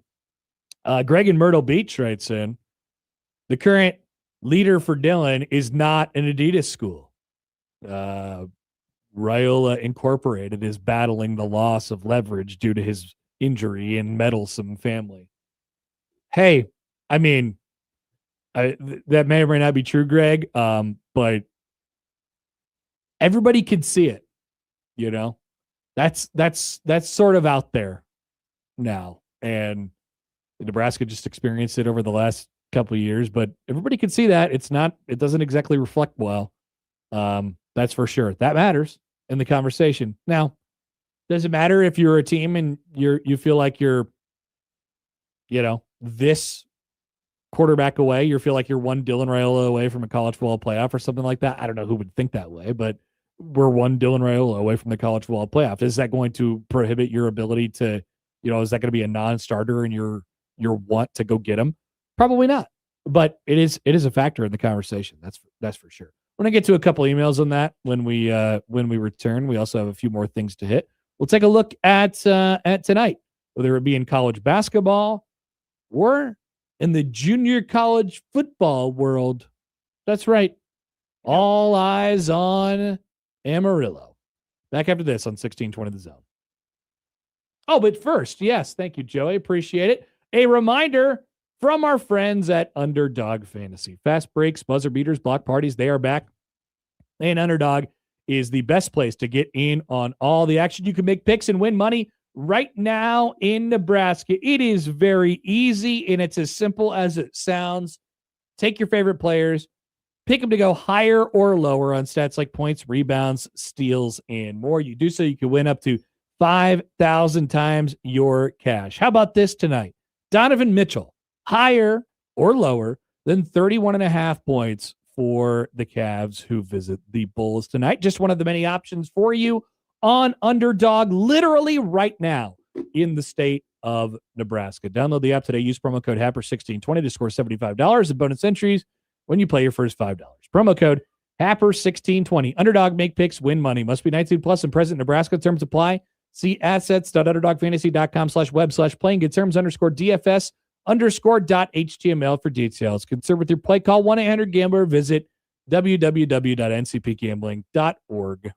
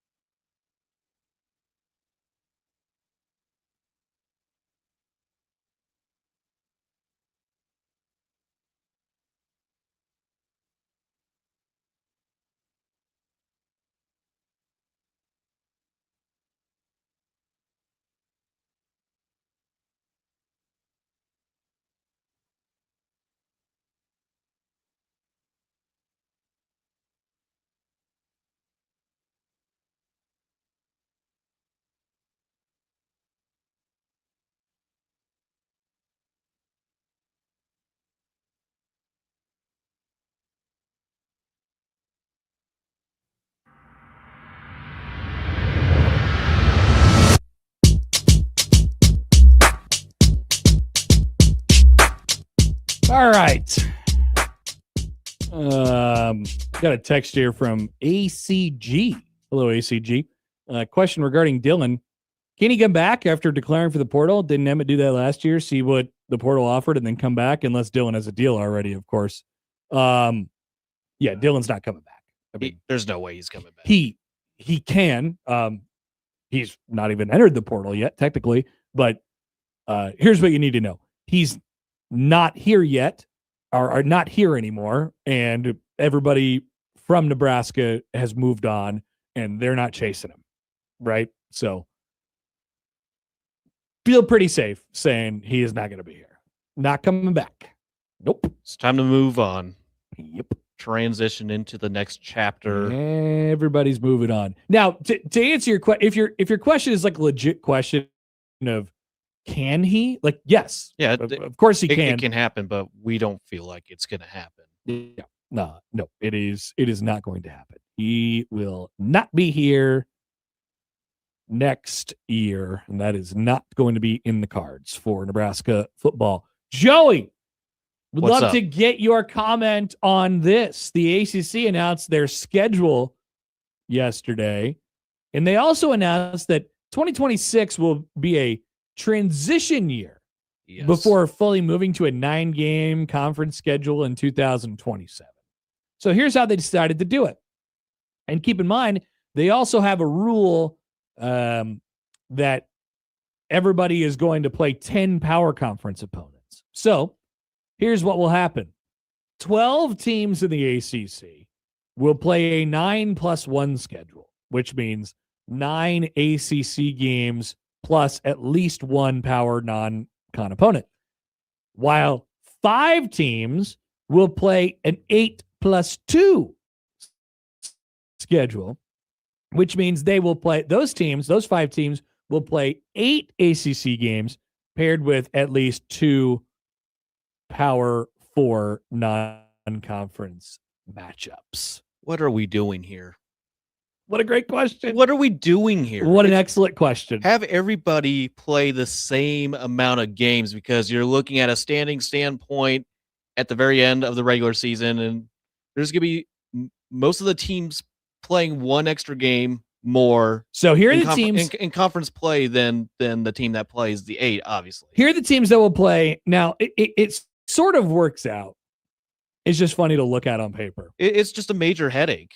Yeah, right. And obviously, famously, the ACC royally screwed up their tiebreaker this year, which makes this a complete nightmare from that perspective as well. So the schools in the ACC that will have 9 games next year: Cal, Duke, Louisville, Miami, NC State, Pitt, SMU, Stanford, Syracuse, Virginia, Virginia Tech, and Wake Forest. And the teams that will be playing 8 games next year, they already have sort of built-in power school rivals, so they could just make it seamlessly work from that perspective. That's what Boston you notice. College, Clemson, Florida State, Georgia Tech, and UNC. And obviously the 3 teams that have their SEC counterpart rivals, you got Clemson, South Carolina. Clemson's already had that non-conference return game with LSU, so that's added in there for the 2 non-Power 4 conference games. Then Florida State, they have the game against Alabama, and then Florida, their final week of the game. Georgia Tech's got Georgia, and I think they have their return trip to Colorado at home this upcoming season, if I'm not mistaken. Oh yeah, great question. God, I don't know how you remembered that. Well, yeah, they played Colorado. I remember, they but played Colorado week 1. People forget that Georgia Tech beat them up. Oh yeah, I remember now, but I'll have to take a look at after 2026. That game will be in Atlanta at Bobby Dodd Stadium. And then they have their game with Georgia. I don't know what's going on with North Carolina and Boston College. I know Boston College isn't really relevant to the equation because they're bad. Let's see. North Carolina football future schedule. So what are they going to do? 2026, they have power games scheduled with TCU and Notre Dame. Yeah, they play Notre Dame next year. Yeah, Boston College has got Cincinnati on the road and at Notre Dame in November. So that makes sense. You've got to add the Notre Dame. So it sort of works out, but it's just funny to see. It's just a headache, especially for the conference tiebreakers, because there's going to be certain teams that have that additional game that could potentially grant them the advantage over other teams. Say if you finish 6-3, and it's like having a tie in the NFL. Yeah, 6-3, and people forget there is a tie in the NFL. There is one. But there's going to be a scenario it matters for one team and not the other. There's going to be a scenario where there's a 6-3 team that gets the edge over a 5-3 exactly team. And most of the times there's probably not going to be a head-to-head between those two. What a dumb conference. It's stupid. Travis says, why can't the ACC ever be normal? Great question. Why can't they just be good? Well, actually, I'll tell you why. I'll start. Because the ACC doesn't have a brain. The ACC just uses the SEC's brain and, then realizes, we're a different conference, so we have different parameters. We have different teams that we need to cater to and stuff like that. So we need to make our model like close to the SEC, but also we need to tailor it to us. And then they get like shoehorned into these really ridiculous situations, like having a really dumb tiebreaker and playing a schedule in which 12 of your teams play 9 games and 4 of your teams or 5 of your teams play 8, which is hilarious. But that basically answers your question. Now, John texts in, he says the ACC schedule wouldn't be all screwed up if Notre Dame would just join the conference like all their other sports. Yeah, people keep saying that. I know, but it's not going to happen. Notre Dame's not going to. They're not. They're not going to join the conference. Why would they? They're going to keep it traditional. They're going to stick with their roots. Scheduling could be a challenge for them going forward, but they're not going to, because you had the Pete Bavacqua guy going around yelling about how he felt like Notre Dame was getting blackballed from people's schedules a couple of weeks ago. They don't want to play anymore because they, like. They're not going to join a conference. They're going to keep being independent, and it's going to work out for them. Elsewhere, tonight, we have a Creighton game tonight, Joey. Yes, we do. We have Creighton basketball tonight. What is your excitement level for? You're wearing your Creighton shirt, so that's an advantage over. That's a plus over most Creighton fans. It's representing. It's representing the city. Okay, good. So, do you have an excitement level? Is it? I'm in the middle right now. Because I think it's an opportunity for them to get things kick-started here. It's an opportunity, but there's still uncertainty if things will look really good at the start. Yeah. And this is a big game leading up to a big primetime game Saturday night at the CHI. You want to start off strong in this conference, and the conference is down in the dumps right now because most of the conference isn't that great. You're not going to get a lot of teams getting into the tournament. A great point made by you, Joey. With that being said, let's look at the current KenPom standings for the Big East Conference. Folks, it is not very pretty at the moment. So UConn, let me just get the total KenPom rating for these teams instead I have to do the net ranking and the projected rankings and stuff like that.